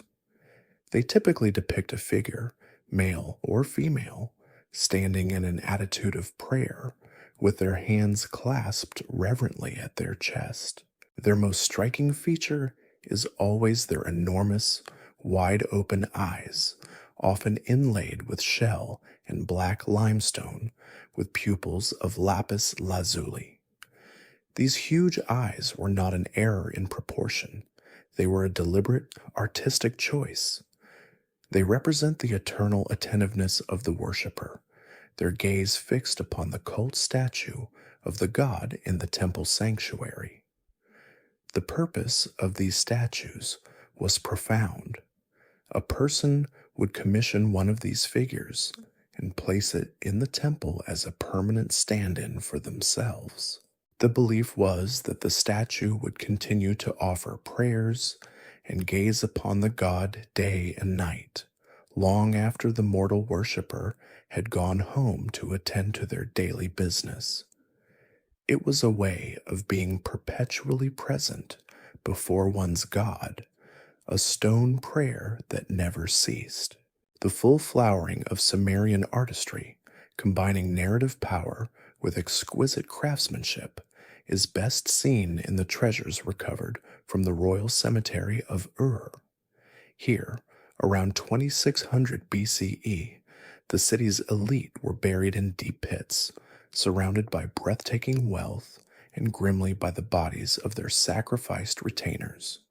One of the most famous objects from these tombs is the so-called Standard of Ur. It's a small, hollow wooden box. Its original function, a mystery. Perhaps it was the sound box of a musical instrument, or perhaps it was indeed a standard, carried on a pole in processions. What makes it extraordinary are its four main panels, which are covered in a vibrant mosaic made of tiny hand-cut pieces of shell, red limestone, and precious blue lapis lazuli, all set into a bed of bitumen. The standard tells a story on its two primary sides, which historians have labeled war and peace. The war side is a narrative of military victory, read from bottom to top. At the bottom, heavy Sumerian battle wagons, pulled by onagers, are shown trampling the enemy. In the middle register, a phalanx of disciplined Sumerian infantry, clad in helmets and cloaks, marches forward, herding naked and bleeding enemy captives. At the very top, the victorious king, depicted slightly larger than everyone else, stands in the center while his soldiers present him with the bound prisoners. The peace side depicts the happy aftermath of this victory, a great banquet or festival. Again, reading from the bottom, figures are shown carrying provisions, sacks of grain, livestock, and fish. In the middle register, attendants lead prize animals, including rams and a bull, as if for the feast or for sacrifice. And at the top, the king is once again seated larger than all, holding a cup and feasting with his nobles while a musician plays a lyre. The Standard of Ur is not just a beautiful object, it is a powerful piece of royal propaganda, a perfect illustration of the two primary duties of the Sumerian Lugal: to be a victorious leader in war and the guarantor of prosperity and order in times of peace. This established order of Sumerian city-states, with their rich artistic traditions and constant rivalries, had defined southern Mesopotamia for centuries. But a new power was rising, a man who would soon shatter this old order and unite the land in a way no Lugal had ever dared to dream. For over 1,000 years, the political landscape of southern Mesopotamia had been a patchwork of proud, fiercely independent city-states. The world was defined by the walls of one's own city, whether it was Ur, Uruk, or Lagash. Kings fought one another for control of a contested canal or a strip of farmland, but the idea of completely subjugating all of Sumer under a single, permanent rule seemed to be a political and ideological impossibility. The patron god of each city was supreme within his own territory, and no Lugal had ever managed to forge a lasting kingdom that transcended these ancient loyalties. This long era of the rival city-state, the world depicted on the Standard of Ur, was about to be brought to a sudden and violent end by a man who was not even a Sumerian. He came from the north, from a Semitic-speaking people known as the Akkadians, and his story is a potent mixture of legend, ambition, and ruthless military genius. His name was Sargon. Sargon's origins are shrouded in myth, much of it of his own making. The Sargon legend, an autobiography that he had inscribed and distributed in the centuries after his death, tells a story that is strikingly similar to the later tale of Moses. He claims he never knew his father and that his mother was a high priestess who set him adrift on the Euphrates River in a waterproof basket of reeds. The story goes that he was rescued by a man named Aki, a drawer of water, who raised him as his own son. As a young man, He became the cupbearer to Ur-Zababa, the king of the powerful Sumerian city of Kish. The role of a cupbearer in the ancient court was far more than a simple servant. It was a position of immense trust and proximity to the king, a place where a clever and ambitious young man could learn the inner workings of power. The legend tells of Ur-Zababa having a series of disquieting dreams, which he interpreted as a sign that the gods favored Sargon and intended to overthrow him. The terrified king tried several times to have Sargon killed, but each attempt was miraculously thwarted. While this story is likely a later invention designed to legitimize his rule by giving it a mythic, divinely ordained quality, the historical core is plausible. Sargon was a high-ranking official in the court of Kish, an Akkadian outsider who through his own charisma and cunning built a power base right under the king's nose. At some point around 2334 BCE, he made his move. He overthrew Ur-Zababa and seized control of Kish for himself. But unlike the Sumerian Lugals before him, Sargon's ambition was not limited to just one city.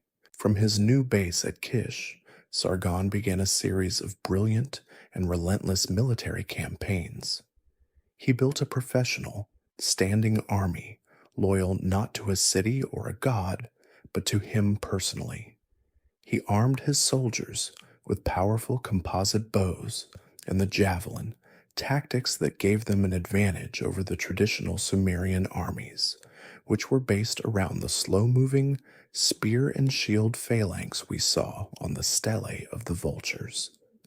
He marched south and confronted the most powerful Sumerian leader of the time, a man named Lugal-Sagesi of Umma, who had himself recently managed to unite many of the Sumerian cities under his own banner. In a massive battle, Sargon's army crushed the Sumerian forces. He captured Lugal-Sagesi, put him in a dog collar, and led him in humiliation to the gate of the great temple of Enlil in Nippur, the religious heart of all Sumer. It was a stunning statement. One by one, the ancient, proud cities of Sumer fell to Sargon's army. He tore down their defensive walls, a symbolic and practical act that stripped them of their ability to resist his rule. To consolidate his power, he installed Akkadian governors and garrisons in the conquered cities, ensuring their loyalty. He was not content to simply be a Sumerian-style king ruling over a collection of resentful subjects. He wanted to create something entirely new. He established a new capital city, Agade or Akkad, the precise location of which remains one of the great lost treasures for archaeologists. From this new center of power, he would rule over a unified realm that stretched from the Persian Gulf to the Mediterranean Sea. He had not just conquered Sumer, he had created the world's first true empire. Sargon's rise was a revolution. He was a usurper, a man of humble origins who had seized power through sheer force of will. He shattered the old paradigm of the independent city-state and replaced it with a new model of centralized imperial rule. He standardized weights and measures and promoted the Akkadian language for all administrative purposes, creating a common imperial culture that was laid over the top of the old Sumerian traditions. He was a master of propaganda, carefully crafting an image of himself as a pious king who respected the Sumerian gods, even as he subjugated their cities. He called himself the King of the Universe, a title of breathtaking ambition that reflected the unprecedented scale of his achievement. The age of the squabbling Sumerian Lugals was over. The age of empire had begun, and the world would never be the same. Sargon's conquest was not just a change of ruler, it was a fundamental restructuring of Mesopotamian society. The creation of the Akkadian Empire ushered in an era of profound cultural, economic, and political change, forging a new reality for the people living between the two rivers. Life under the King of the Universe was a complex mix of forced unification and vibrant cultural fusion.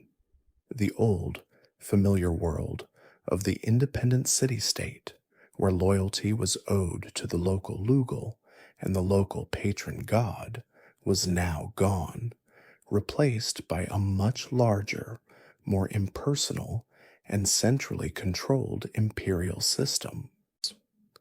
For the first time, a person from the Sumerian city of Ur and a person from the Akkadian heartland near Agade were subjects of the same king and part of the same political entity. One of the most significant changes was the elevation of the Akkadian language. While Sumerian, with its immense religious and literary prestige, continued to be used and revered, the day-to-day language of the imperial administration, of the army, the bureaucracy, and of trade was now Akkadian. This Semitic language, with a completely different grammatical structure and sound from Sumerian, spread throughout the empire. Royal inscriptions were often written in both languages, a bilingual policy that respected the past while cementing the new reality. This linguistic shift had a lasting impact. Over the next few centuries, Akkadian would gradually replace Sumerian as the primary spoken language of southern Mesopotamia, leaving the ancient tongue of the Sumerians to become a classical, scholarly language, much like Latin in medieval Europe. A similar fusion happened in the realm of religion. Sargon and his successors were careful not to suppress the worship of the Sumerian gods. To do so would have invited massive rebellion. Instead, they skillfully blended the Akkadian and Sumerian pantheons, a process known as syncretism. They recognized that the gods they worshipped were for the most part the same deities, just with different names. The great Sumerian goddess of love and war, Inanna, was identified with her Akkadian counterpart, Ishtar. The wise god Enki became Ea. The sun god Utu was Shamash.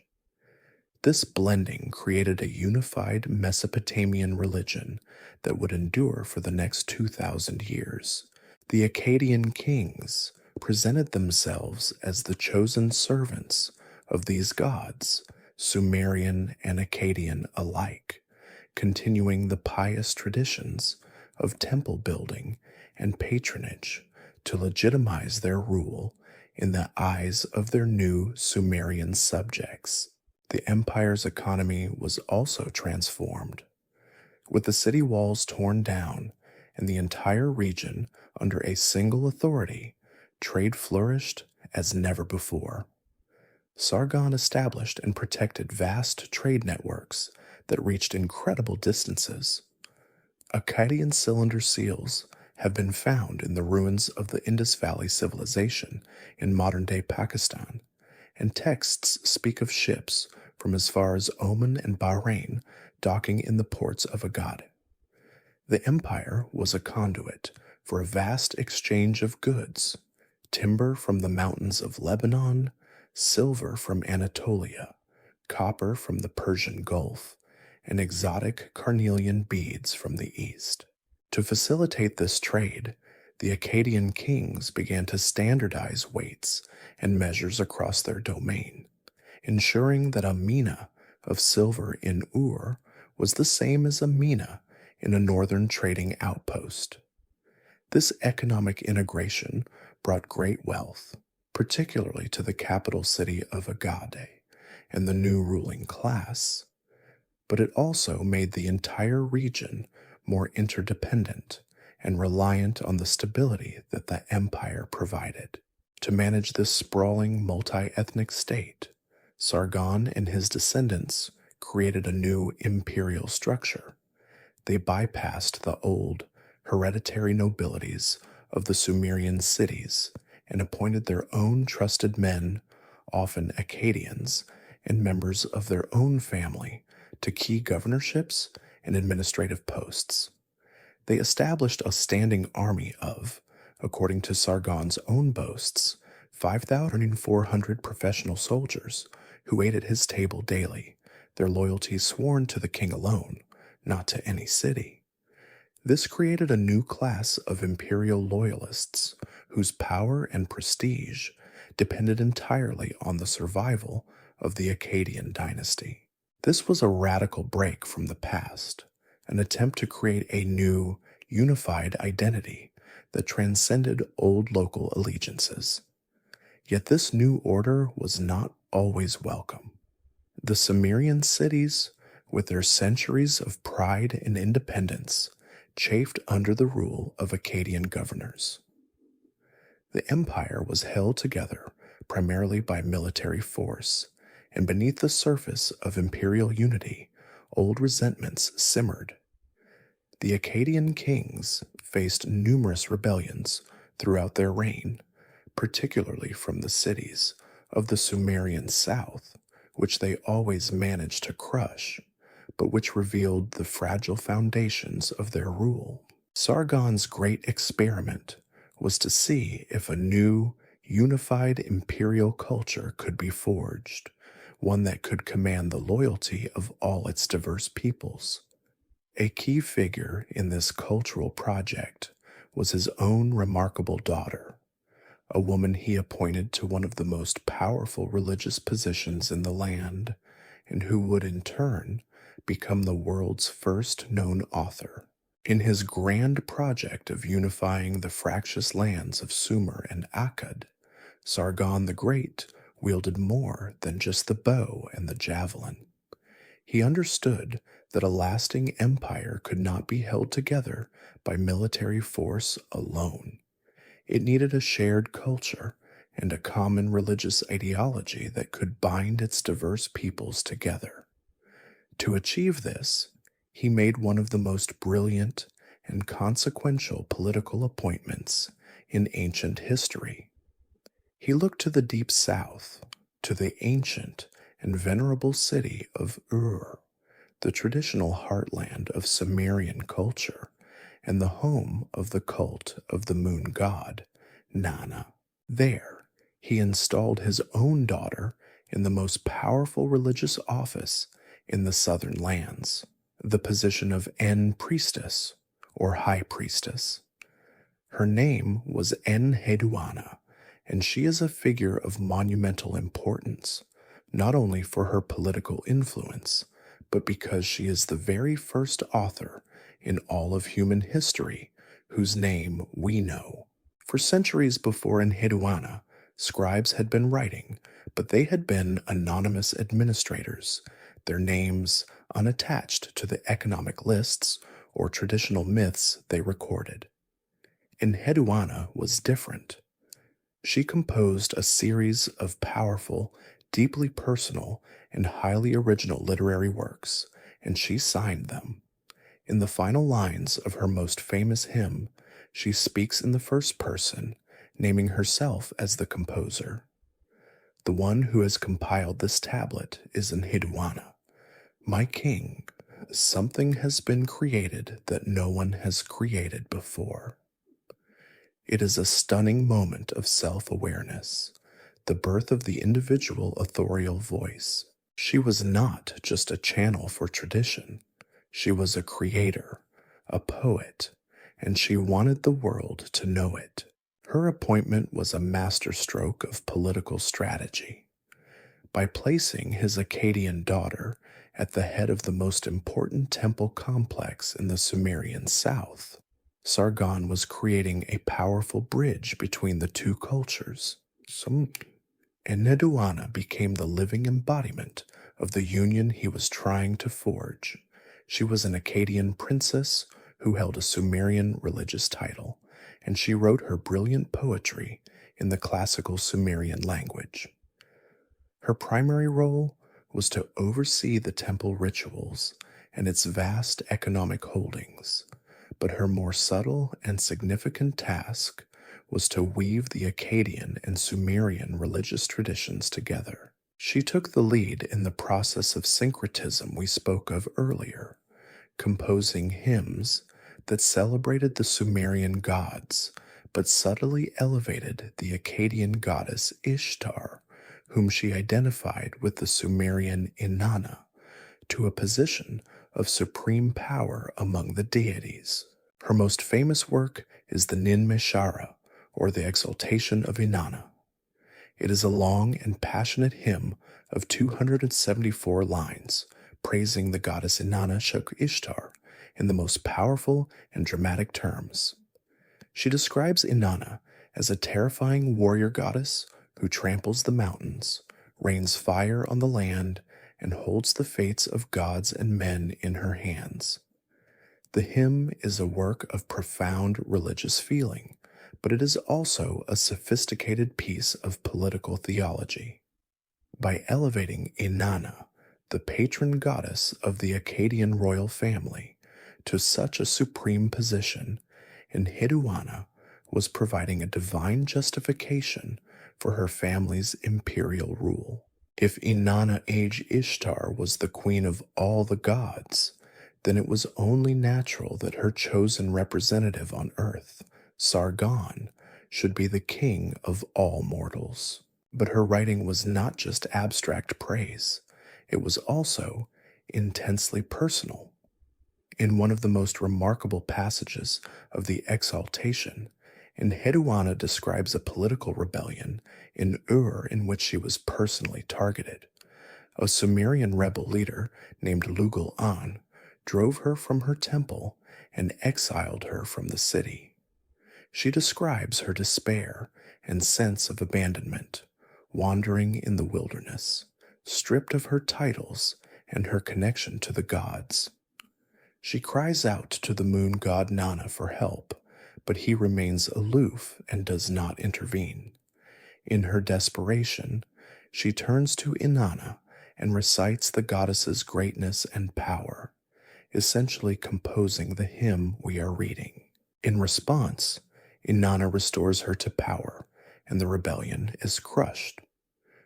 This is not just a story, it is a powerful autobiographical account of political struggle, personal suffering, and ultimate vindication through faith and literary creation. It is the first time in literature that an author uses their own life and feelings as the subject of their work. Enheduanna's legacy is immense. Her hymns were so successful and revered that they became part of the standard religious curriculum in the scribal schools. For centuries after her death, long after the Akkadian Empire had crumbled to dust, scribes were still meticulously copying her works, preserving her name and her voice for eternity. She was a princess, a priestess, a politician, and a poet. She stood at the critical juncture between two great cultures, and through her literary genius, helped to fuse them into a new synthesis that would define Mesopotamia for millennia. She is a powerful reminder that the story of this ancient world is not just one of kings and battles, but also of brilliant individuals who, through the power of the written word, could shape the hearts and minds of their civilization and achieve a form of immortality that even Gilgamesh could not find. The empire forged by Sargon the Great seemed invincible. It was a new kind of political entity, vast in scale, centrally controlled, and justified by a powerful religious and cultural ideology articulated by brilliant figures like Enheduanna. Sargon himself reigned for an impressive 56 years, and the dynasty he founded would rule Mesopotamia for a century and a half. But the very size and novelty of the empire contained the seeds of its own destruction.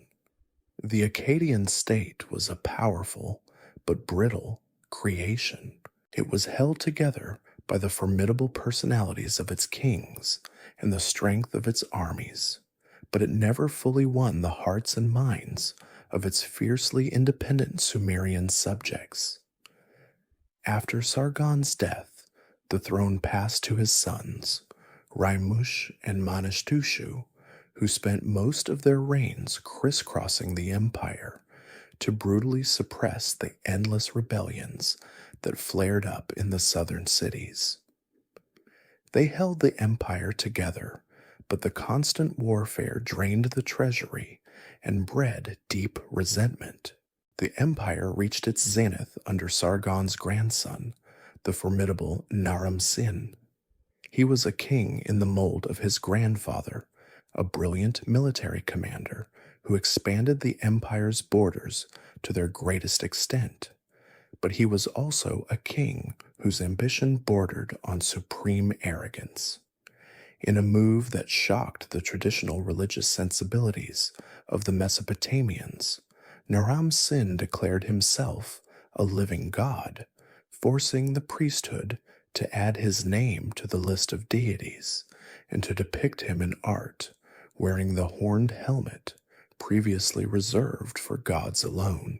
A famous victory stele shows a triumphant Naram-Sin, a divine and muscular figure, trampling his enemies on a mountainside, ascending towards the stars. While this may have glorified the king, it was seen as an act of profound hubris by many of his subjects, a dangerous blurring of the sacred line between the mortal and the divine. Ancient Mesopotamian writers, looking back on this period, created a powerful story to explain what happened next.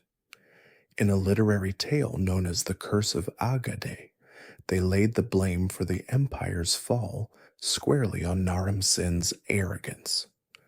The story goes that the great god Enlil was angry with Naram-Sin, and in his anger, he withdrew his favor from the capital city of Agade.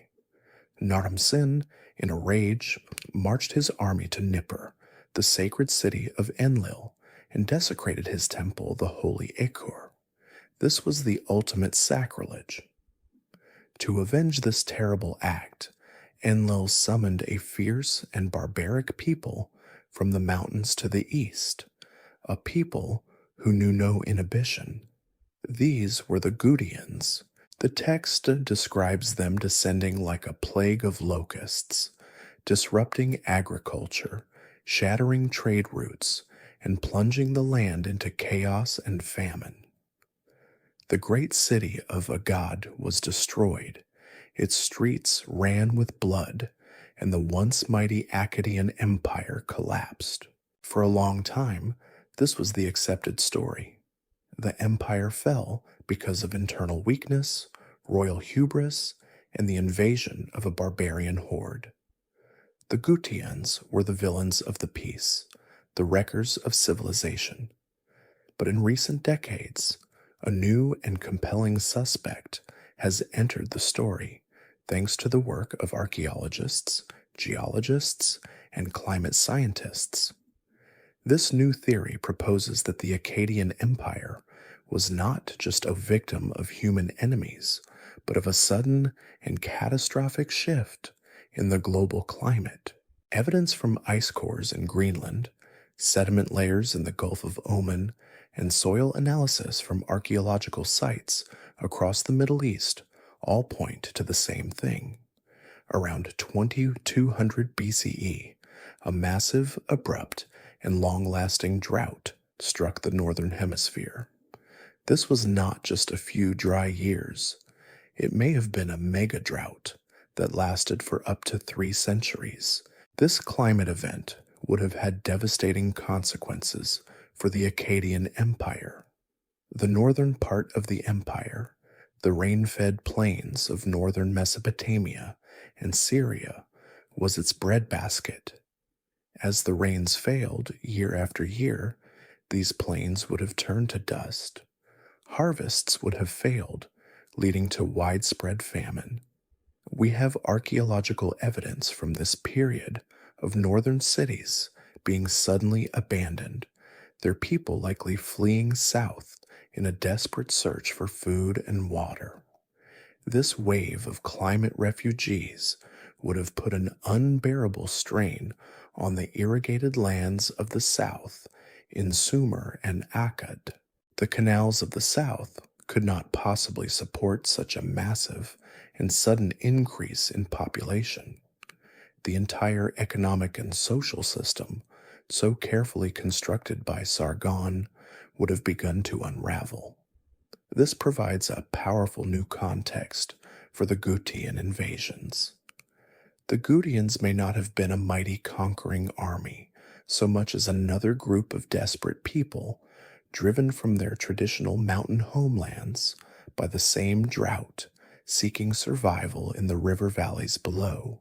This climate change hypothesis presents a fascinating historical debate. Was it the Gutians who destroyed the empire, as the ancient scribes wrote? Or was it the drought that fatally weakened the empire, making it a hollow shell that shattered at the first touch from outside pressures? The most likely answer is that it was a devastating combination of all these factors. A state weakened by constant internal rebellion and led by an overstretched and perhaps overconfident king was suddenly confronted with a climate catastrophe on a scale it could not possibly comprehend or manage. The failure of the state to provide food and security would have shattered its legitimacy, leading to more rebellions and social collapse. The curse of a god may be a myth, but it might be a mythologized memory of a very real ecological disaster, a time when the gods truly did seem to abandon the land. The glorious capital of a god was lost, the empire was gone, and Mesopotamia descended into a dark age of chaos and fragmentation. The century or so that followed the collapse of the mighty Akkadian Empire was a time of confusion and fragmentation, a period the Sumerian scribes would later remember as a dark age. The Gutian Highlanders, who had swept down from the Zagros Mountains, did not establish a stable, centralized state in the way Sargon had.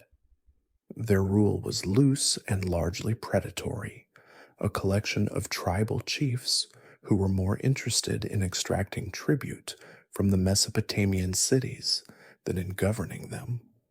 Trade routes withered, the grand imperial bureaucracy vanished, and the land broke apart once more into a mosaic of competing city-states.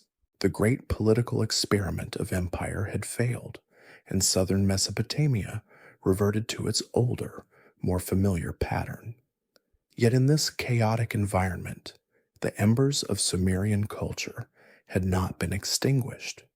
In fact, freed from the dominance of their Akkadian overlords, the cities of the south began to experience a quiet but powerful resurgence of their native traditions, a period that historians now call the Sumerian Renaissance. The leading light of this cultural rebirth was not one of the great old capitals like Uruk or Ur, but the city-state of Lagash, the same city we last saw locked in a bloody feud with its neighbor, Umma. Now, under the rule of an ensi, or governor, named Gudea, who reigned around 2144 BCE, Lagash became a beacon of peace, piety, and extraordinary artistic achievement. Gudea was a new kind of ruler, a stark contrast to the divine, all-conquering kings of Akkad. His numerous inscriptions and the many statues he commissioned of himself do not celebrate him as a mighty warrior, but as a humble and devout servant of the gods. He called himself the shepherd of his people, and his reign seems to have been a period of remarkable peace and prosperity for Lagash, an island of stability in a turbulent world.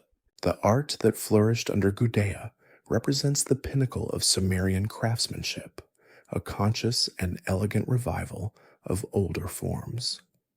The most famous examples are the 24 or so statues of Gudea himself that have survived. They are carved from diorite, a beautiful, extremely hard and dark black stone that had to be imported at great expense from distant lands. This choice of material was itself a statement of Lagash's wealth and far-reaching trade connections.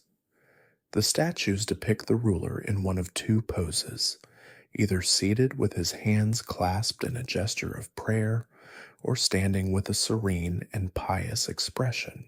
His features are stylized and idealized, conveying a sense of calm strength and wisdom. He is often shown wearing a distinctive, fleece-like woolen cap. But these are not just portraits, they are devotional objects covered in finely inscribed cuneiform text. The inscriptions are prayers and dedications, detailing the temples Gudea built and the canals he dug, all in the service of his city's patron god, Ningirsu.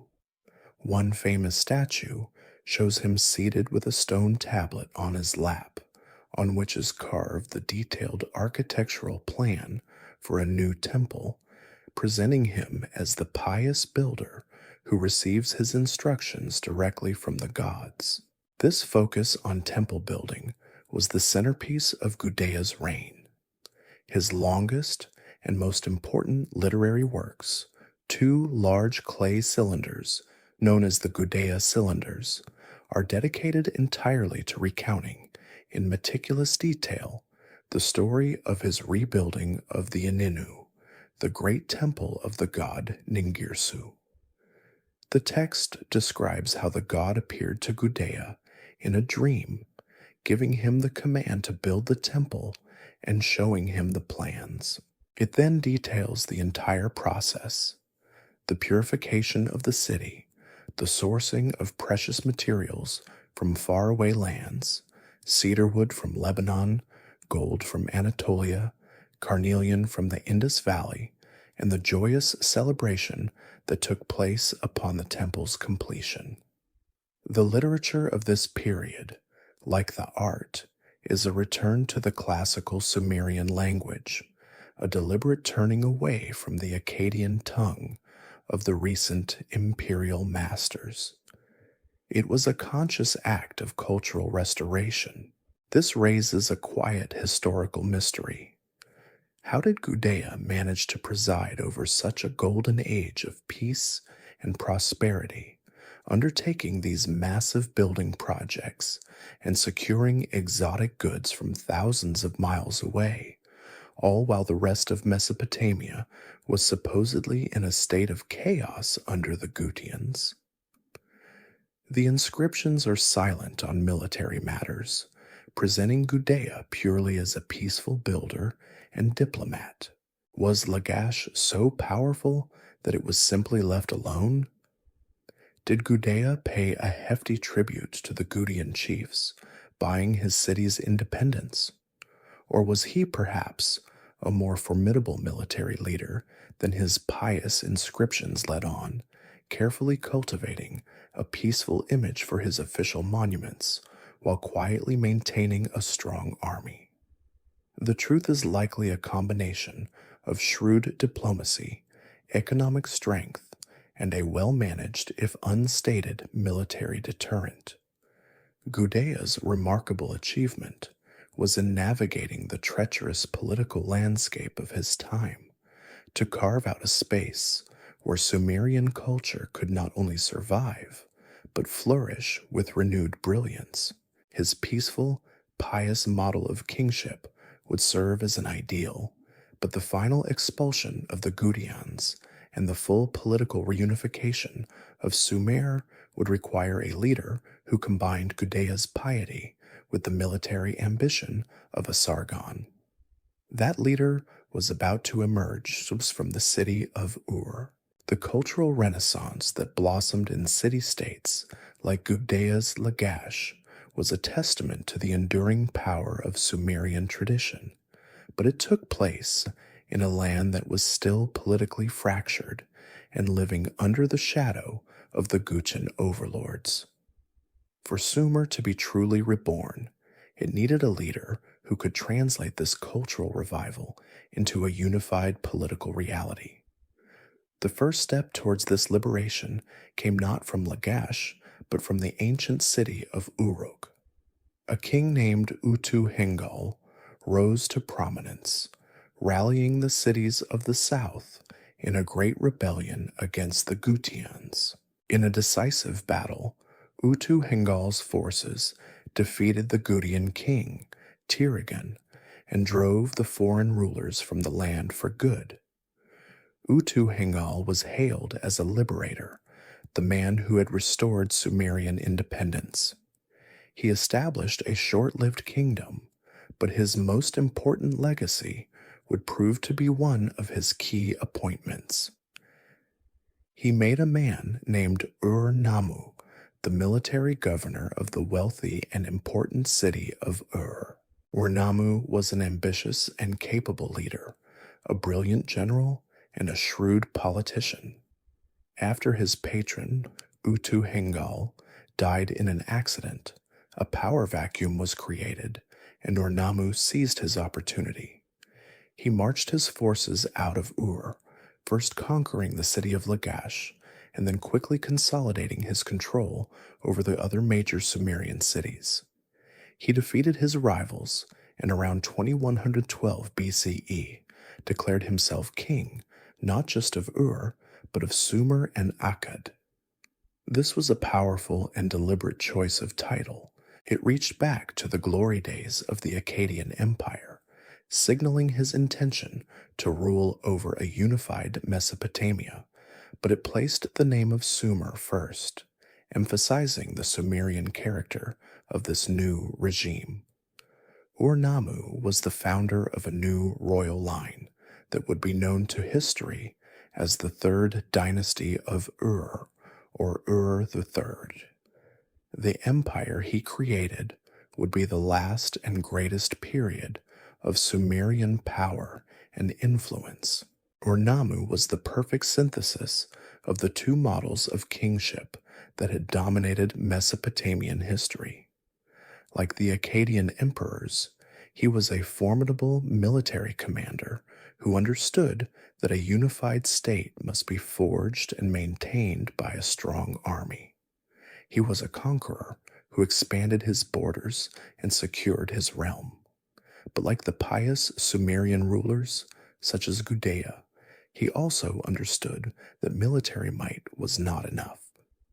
To rule successfully, he needed to be seen as a righteous shepherd, a servant of the gods, and a bringer of prosperity and justice. His reign was marked by an extraordinary burst of building activity. He undertook massive construction projects in all the major cities of his new empire, repairing the temples that had fallen into disrepair during the Gutian period and commissioning grand new monuments. His goal was to restore the splendor of the land, and in doing so, to demonstrate his piety and legitimize his rule. His greatest architectural legacy was in his own capital city of Ur. He initiated the construction of a colossal new ziggurat dedicated to the moon god Nana, the city's patron deity. This was not just a repair of an old structure, but a completely new and far grander conception. The great ziggurat of Ur, the ruins of which still stand today as one of the most impressive ancient monuments in Iraq, was a masterpiece of engineering, its lower levels encased in a durable skin of millions of baked bricks set in bitumen. He also fortified the city with massive new defensive walls and beautified it with new temples and palaces, turning Ur into a magnificent imperial capital that was the wonder of its age. But Ur-Nammu's most enduring and influential achievement was not in brick, but in words. He understood that a stable empire required a unified and predictable system of justice. Drawing on the long tradition of Sumerian legal thought, from the reforms of Uruk to the local laws of the various city-states, he created something new, a comprehensive, state-sponsored legal text that was to be applied throughout his entire realm, while later discoveries would prove his to be the first. For a long time, the Code of Hammurabi was thought to be the oldest. Ur-Nammu's code, however, predates Hammurabi's by about 3 centuries. This was not just a collection of reforms or a king's idealized statement. It was a systematic attempt to create a common standard of justice for all his subjects. It was a foundational document for his new empire, a declaration that this was to be a state governed not by the arbitrary whims of the powerful, but by the impartial rule of law. Ur-Nammu, the soldier and the builder, was also Ur-Nammu, the lawgiver, and it was this combination of talents that allowed him to transform a collection of liberated city-states into a powerful, centralized, and highly organized Sumerian empire. The great empire founded by Ur-Nammu was built on more than just strong walls and military might. It was built on a revolutionary idea of a unified and systematic justice for all. While earlier rulers like Uruk of Lagash had enacted social reforms, Ur-Nammu was the first to compile a comprehensive legal document that has survived for us to read. Known today as the Code of Ur-Nammu, it is the oldest existing law code in the world, a testament to the Sumerian genius for social organization and a foundational text in the history of law. The code is preserved for us not on a grand stone stele, but on cuneiform tablets, copied by diligent scribes in the schools of Nippur and Ur, a sign that it was considered an important text worthy of study and preservation long after its author was gone. The code begins not with a list of laws, but with a magnificent prologue. In this introductory section, Ur-Nammu carefully establishes the divine authority and moral purpose behind his legislation. He tells the story of how the great gods An and Enlil appointed the moon god Nana as the king of Ur, and how Nana, in turn, chose Ur-Nammu as his earthly representative.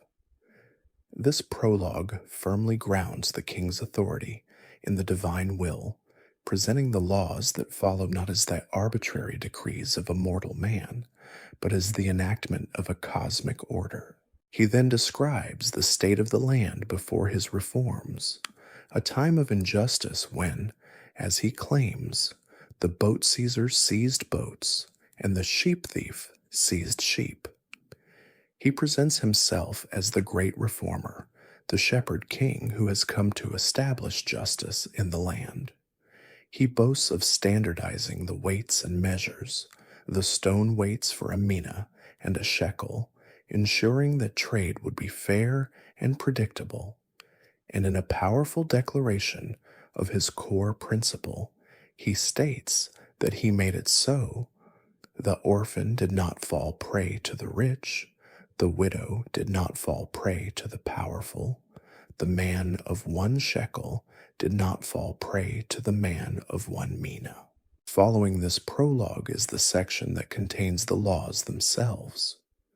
Though the tablets are fragmented and much of the text is lost, what remains gives us a clear picture of Sumerian justice. The laws are presented in a conditional if-then format. For example, if a man commits a murder, that man must be killed. This is one of the few instances of a capital crime. For the most part, the code's genius lies in its overwhelming preference for monetary compensation over physical retribution. This is where it stands in stark contrast to the later, more famous Babylonian law of Hammurabi, with its brutal eye for an eye, tooth for a tooth philosophy. In Ur-Nammu's Sumer, justice was not about inflicting equivalent pain, but about restoring the balance. The surviving laws cover a range of civil and criminal matters.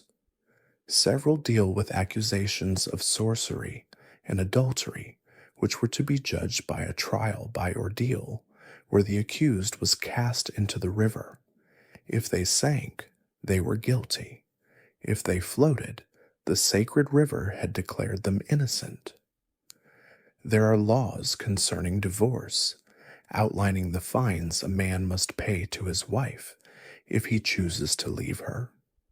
There are laws protecting the rights of women, including a law that states if a man violates an unmarried slave girl, he must pay a fine, but if he violates the wife of another man, the penalty is death. The code also deals with personal injury in a systematic way. If a man knocks out the eye of another man, the code does not say that the offender's eye should be knocked out is in return. Instead, he shall weigh out half a mina of silver. If he knocks out a tooth, the fine is 2 shekels of silver. If he cuts off a foot with a weapon, the fine is 10 shekels. It is a system of remarkable sophistication and moderation, a legal tariff for damages designed to compensate the victim and reintegrate the offender into society, rather than creating an endless cycle of blood feuds and vengeance.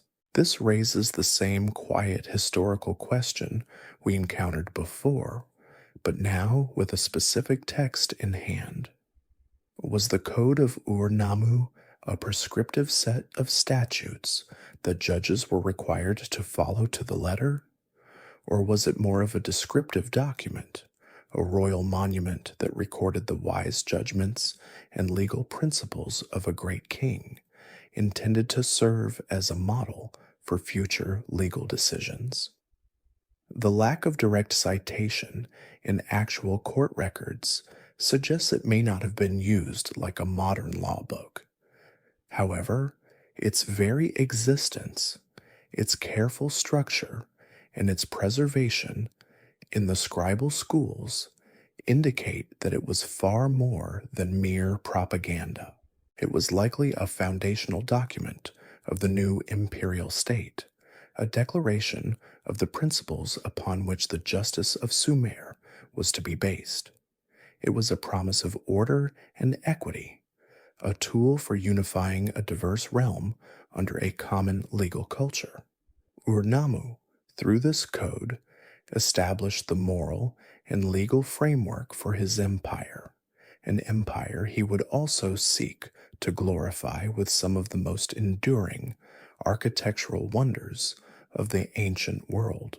Just as Ur-Nammu sought to build a stable and enduring social order with his code of laws, he also sought to give his new Sumerian empire a physical heart, a monumental expression of its power and piety that would stand for ages. In his capital city of Ur, he began the most ambitious architectural project of his reign, a structure that would become the most iconic and best preserved example of its kind, the great Ziggurat of Ur. This was far more than just another temple. It was a declaration in brick and bitumen, a man-made mountain designed to dominate the flat landscape of the Mesopotamian plain and to serve as the sacred dwelling place of the city's divine patron, the powerful moon god Nana. The ziggurat was the physical embodiment of the restored Sumerian world order, a symbol of stability, faith, and the immense organizational power of the Ur-the-Third state. The structure Ur-Nammu commissioned was a marvel of engineering and logistics. Its design was a perfect rectangle with a core made from millions of sun-dried mud bricks. Ur-Nammu and his architects, however, knew that a simple mud brick structure would quickly erode under the occasional but torrential winter rains. To ensure its permanence, this massive core was completely encased in an outer skin of high-quality kiln-fired bricks, which were far more resistant to water. An estimated 720,000 of these baked bricks were used for just the first and lowest stage of the ziggurat. As a mortar and waterproofing agent, the builders used bitumen, the natural tar that was plentiful in the region. This thick, black, sticky substance was used to cement the bricks together, and thick layers of it were applied between the courses, creating a waterproof barrier that has helped preserve the ziggurat's core for over 4,000 years. The outer walls were not perfectly flat, but were built with subtle batters and buttresses, giving the structure a sense of dynamic strength and solidity, much like the walls of a fortress. Weep holes were built into the brickwork, designed to allow moisture from within the massive core to escape, preventing internal pressure and water damage. It was a structure designed and built to last for eternity. The ziggurat was conceived as a series of 3 receding terraces, though only the lowest and parts of the second survive to any significant height today. The lowest terrace was a massive rectangular base, about 20 feet high, upon which the upper, smaller levels were built. Access to these upper levels was provided by a monumental set of 3 staircases. A grand, central staircase projected straight out from the front of the ziggurat, leading directly towards the shrine that once stood at the top. 2 other staircases ran up the ziggurat's front face, leaning against its walls and converging with the central stair at a great gateway on a landing at the level of the first terrace. From this gatehouse, a final single staircase would have continued the ascent to the second and third terraces, and finally to the sacred temple at the very summit. Imagine the effect this would have had on a Sumerian visitor. The entire journey up the ziggurat was a carefully orchestrated procession, a slow, deliberate climb from the earthly realm of the city below towards the sacred celestial realm of the god above. The sheer scale of the structure, its gleaming brick walls, and its arrow-straight staircases pointing to the sky would have been an awe-inspiring sight, a powerful physical lesson in the hierarchy of the cosmos. At the very top of this artificial mountain sat the shrine of Nana, the god's private bedchamber. This was the most sacred space, a house for the god to use when he visited the earth. No accounts of this shrine survive, but it was likely a small but exquisitely decorated building of blue enameled bricks, meant to mirror the star-filled night sky, the natural domain of the moon god. This leads us to a tantalizing mystery. What did the ziggurat originally look like in its entirety? While the basic structure is clear, its finer details are a matter of scholarly speculation. One intriguing hypothesis is that the terraces of the ziggurat were not left as bare brick, but were planted with trees and shrubs, creating a series of terraced gardens. This would have turned the stark brick mountain into a vibrant green icon, a recreation of the sacred wooded mountains the Sumerians believed to be the natural homes of the gods. If true, the great ziggurat of Ur would have been a distant forerunner to the legendary Hanging Gardens of Babylon, a verdant stairway connecting the fertile earth to the heavens. While the physical evidence for such gardens is slim, the idea speaks to the symbolic power of the ziggurat as a bridge between worlds. Ur-Nammu's great project was a testament to his vision of a restored Sumer, orderly and pious. Tragically, the king would not live to see it completed.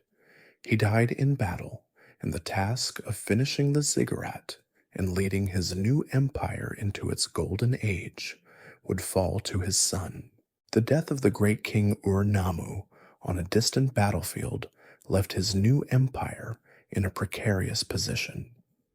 The task of completing the grand ziggurat and consolidating the still fragile union of Sumerian cities fell to his son, Shulgi.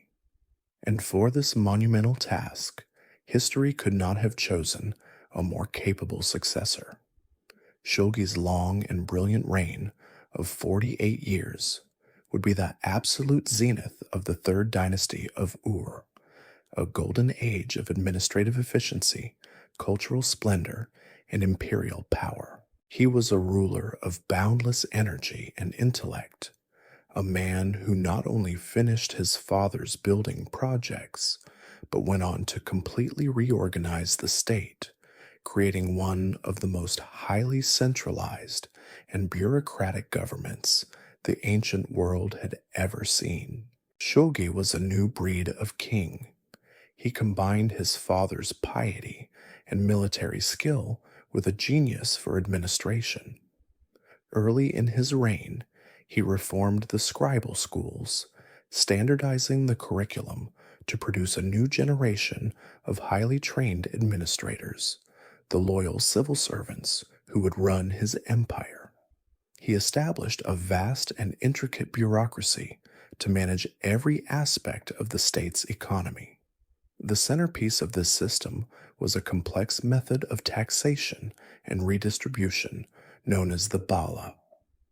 Each province of the empire was required, on a rotating monthly basis, to pay a tax in kind, livestock, grain, leather, reeds, into a central collection point. This river of goods was then redistributed by the central government to pay the army, fund the temples, and supply the vast workshops run by the state. We know the details of this system from the tens of thousands of administrative tablets that have survived from this period, meticulous records of every last sheep and every measure of barley, a testament to a bureaucracy of almost obsessive efficiency. Like his Akkadian predecessor, Naram-Sin, Shulgi was a king of immense ambition. Halfway through his reign, he took the dramatic step of having himself declared a living god. He claimed to be the brother of the hero Gilgamesh and the son of a goddess. Hymns were composed in his honor, celebrating his divine status, his wisdom, and even his athletic prowess. One hymn boasts that he once ran a round trip of 200 miles from Nippur to Ur and back in a single day to participate in religious festivals in both cities. While this self-deification was a clear echo of Akkadian practice, Shulgi was careful to frame it within a Sumerian context, presenting himself as the divine guarantor of the order and prosperity his administration was creating. But even at the height of this golden age, as the granaries overflowed and the scribes' styluses flew across their tablets, a new and persistent threat was beginning to gather on the western horizon. These were the Amorites, a loose collection of semi-nomadic tribes who spoke a West Semitic language and came from the arid lands to the west of the Euphrates, in what is now modern Syria. To the highly urbanized and settled Sumerians, the Amorites were the ultimate outsiders, the embodiment of an uncivilized world. Sumerian literature from the period describes them with a mixture of fear and contempt.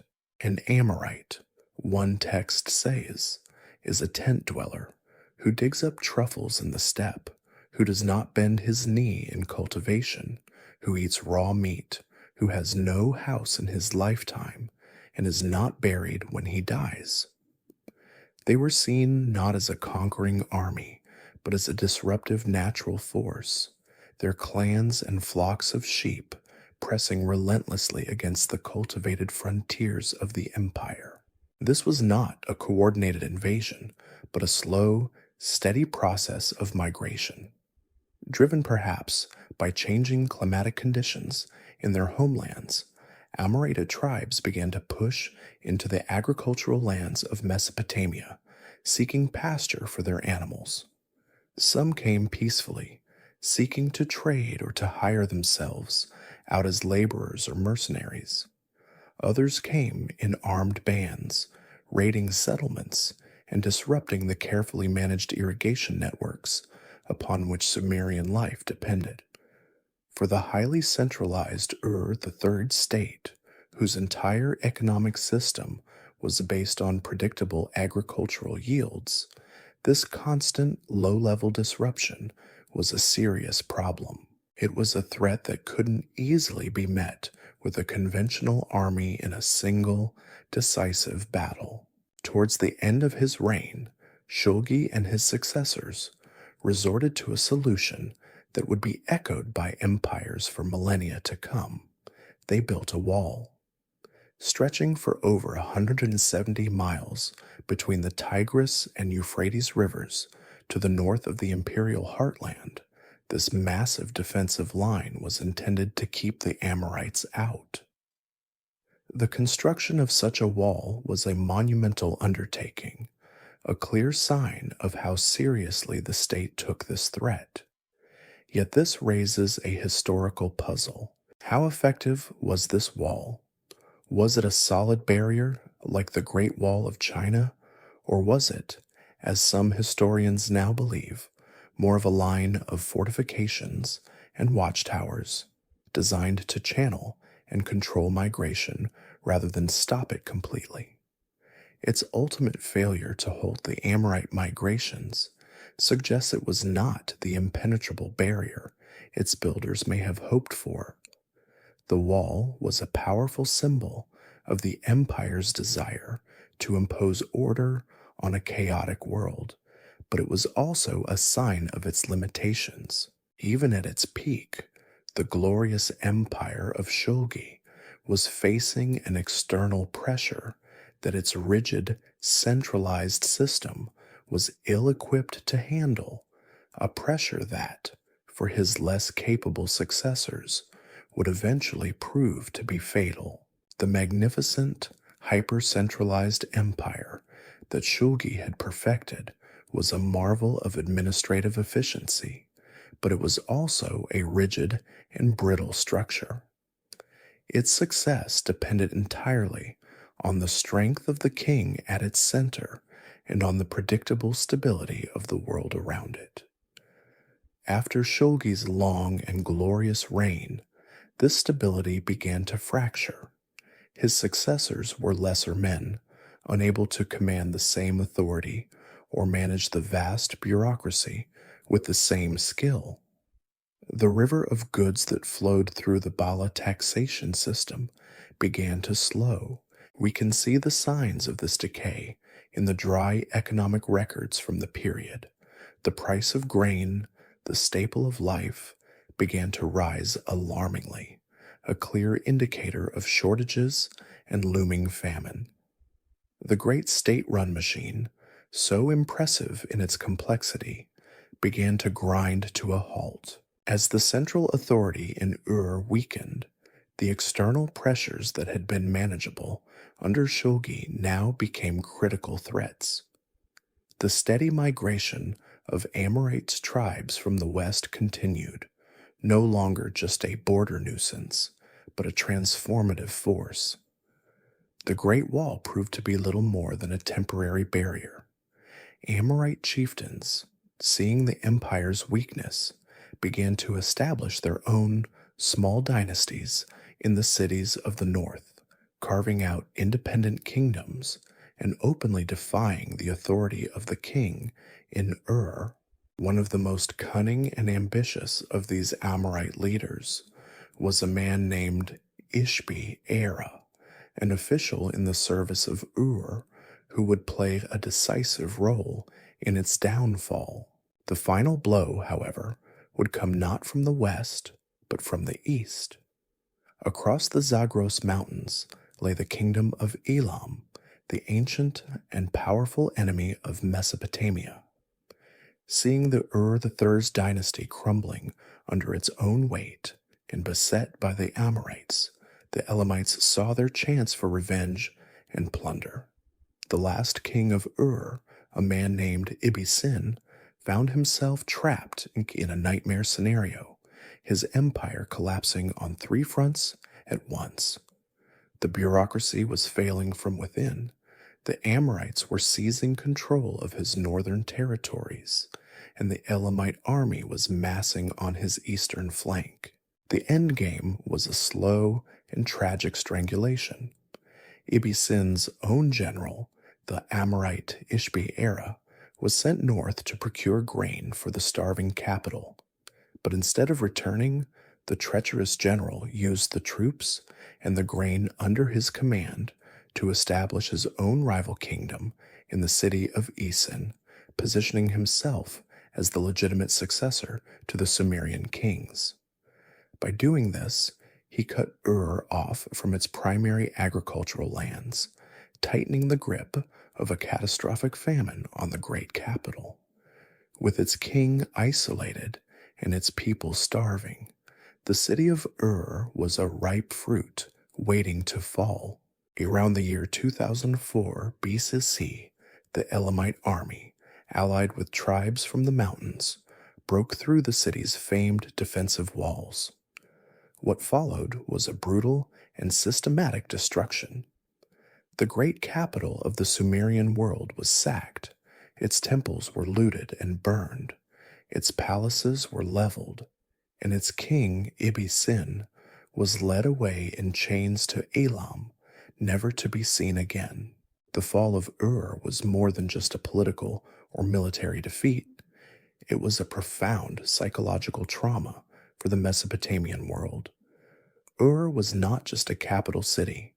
It was the sacred home of the moon god Nana, a holy city that had stood for 1,000 years. Its destruction was seen as an unspeakable tragedy, an event of cosmic significance. The horror and grief of this event were immortalized in a new genre of Sumerian literature, the city laments. In long, haunting poems, scribes mourned the city's fate, giving voice to its sorrow. The most powerful of these is the Lament for Ur, in which the city's patron goddess, Ningal, is depicted weeping for her home. "My city, which exists no longer, I am its queen," she cries. "Oh, my city, my house, my city which has been destroyed. Its walls have been breached. In its lofty gates, where the countrymen were wont to promenade, dead bodies were lying. In its boulevards, where the feasts were celebrated, scattered they lay. In all its streets, where the countrymen were wont to promenade, dead bodies were lying." This literature of lamentation was an attempt to make sense of an incomprehensible disaster.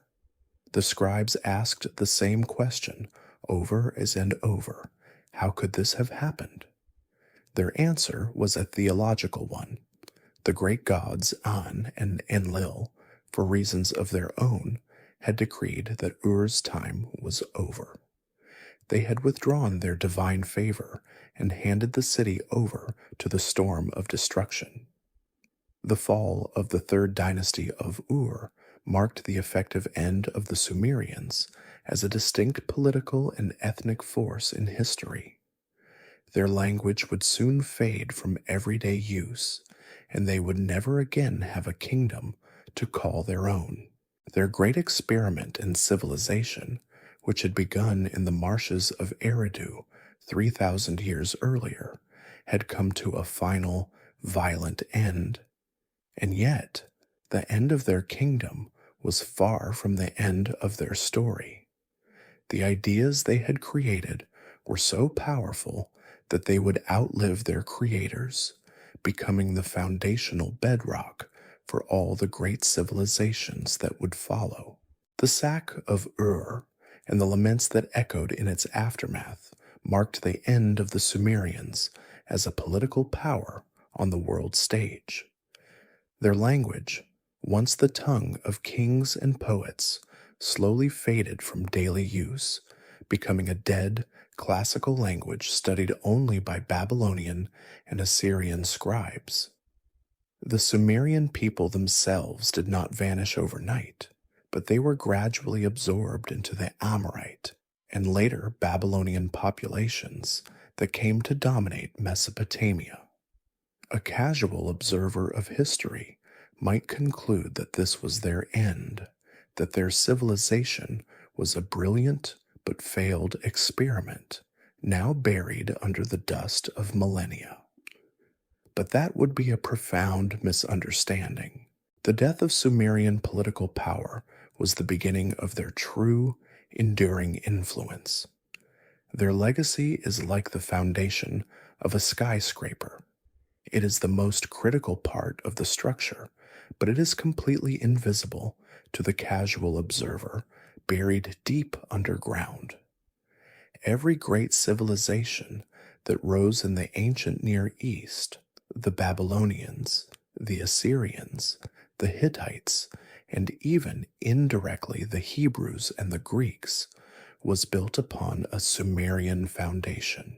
When the Amorite warlords took over the cities of Mesopotamia after the fall of Ur, they did not destroy Sumerian culture.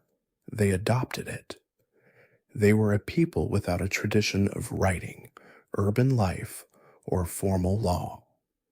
They looked upon the sophisticated civilization they had inherited with awe and immediately set about mastering its ways. They worshipped the Sumerian gods, though often under their own Semitic names. They adapted the Sumerian cuneiform script to write their own Akkadian language. They studied in the Sumerian scribal schools, copying the ancient myths and hymns, including the laments for the very city their migrations had helped to destroy. The city of Babylon, once an insignificant town, would rise to become the new center of the Mesopotamian world. But the culture of Babylon was, in its heart, a continuation and elaboration of the culture of Sumer. The most powerful idea the Sumerians bequeathed was the technology of writing itself. The elegant, wedge-based cuneiform script they invented proved so flexible that it became the international script of the ancient world for nearly 2,000 years, used to write a dozen different languages. The great literary works of Sumer, like the epic tales of Gilgamesh, were preserved, translated, and expanded upon by these later cultures, becoming classics of world literature. The legal principles first laid down in the Code of Ur-Nammu, the idea of a publicly declared law and a justice based on restitution, became the direct model for the more famous Code of Hammurabi and shaped the very concept of law in the ancient world. Their religious stories had an afterlife that was even more profound. The Sumerian myths of creation, the organization of the cosmos, and especially the story of a great, world-destroying flood that only one man and his family survived by building a great boat, were all absorbed into Babylonian mythology. These stories, carried through the cultural currents of the Near East, would eventually find echoes in the traditions of other peoples, including in the Book of Genesis, in the Hebrew Bible. The Sumerian pantheon, with its passionate, flawed, and all too human gods, set the template for how an entire region of the world would think about the divine for millennia. And of course, there is their most tangible and persistent legacy, the one that hums quietly in the background of our lives every single day. Their sexagesimal or base 60 counting system is so deeply embedded in our own culture that we rarely even notice it.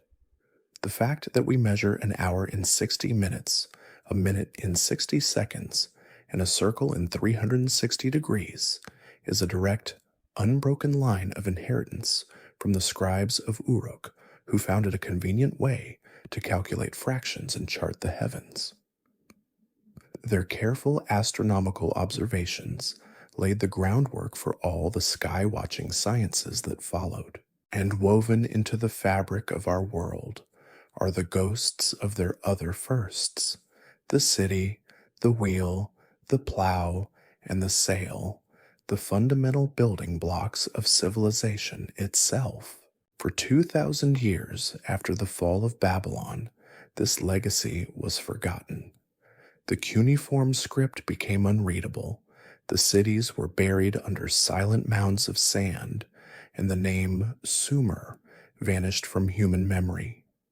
It wasn't until the 19th century that intrepid archaeologists began to excavate the tells of Iraq and uncovered the ruins of Ur and Uruk, and brilliant, patient linguists stared at the strange wedge-shaped marks on clay tablets until the dead language of Sumer began to speak again. They brought a lost world back to life. And so our long journey ends.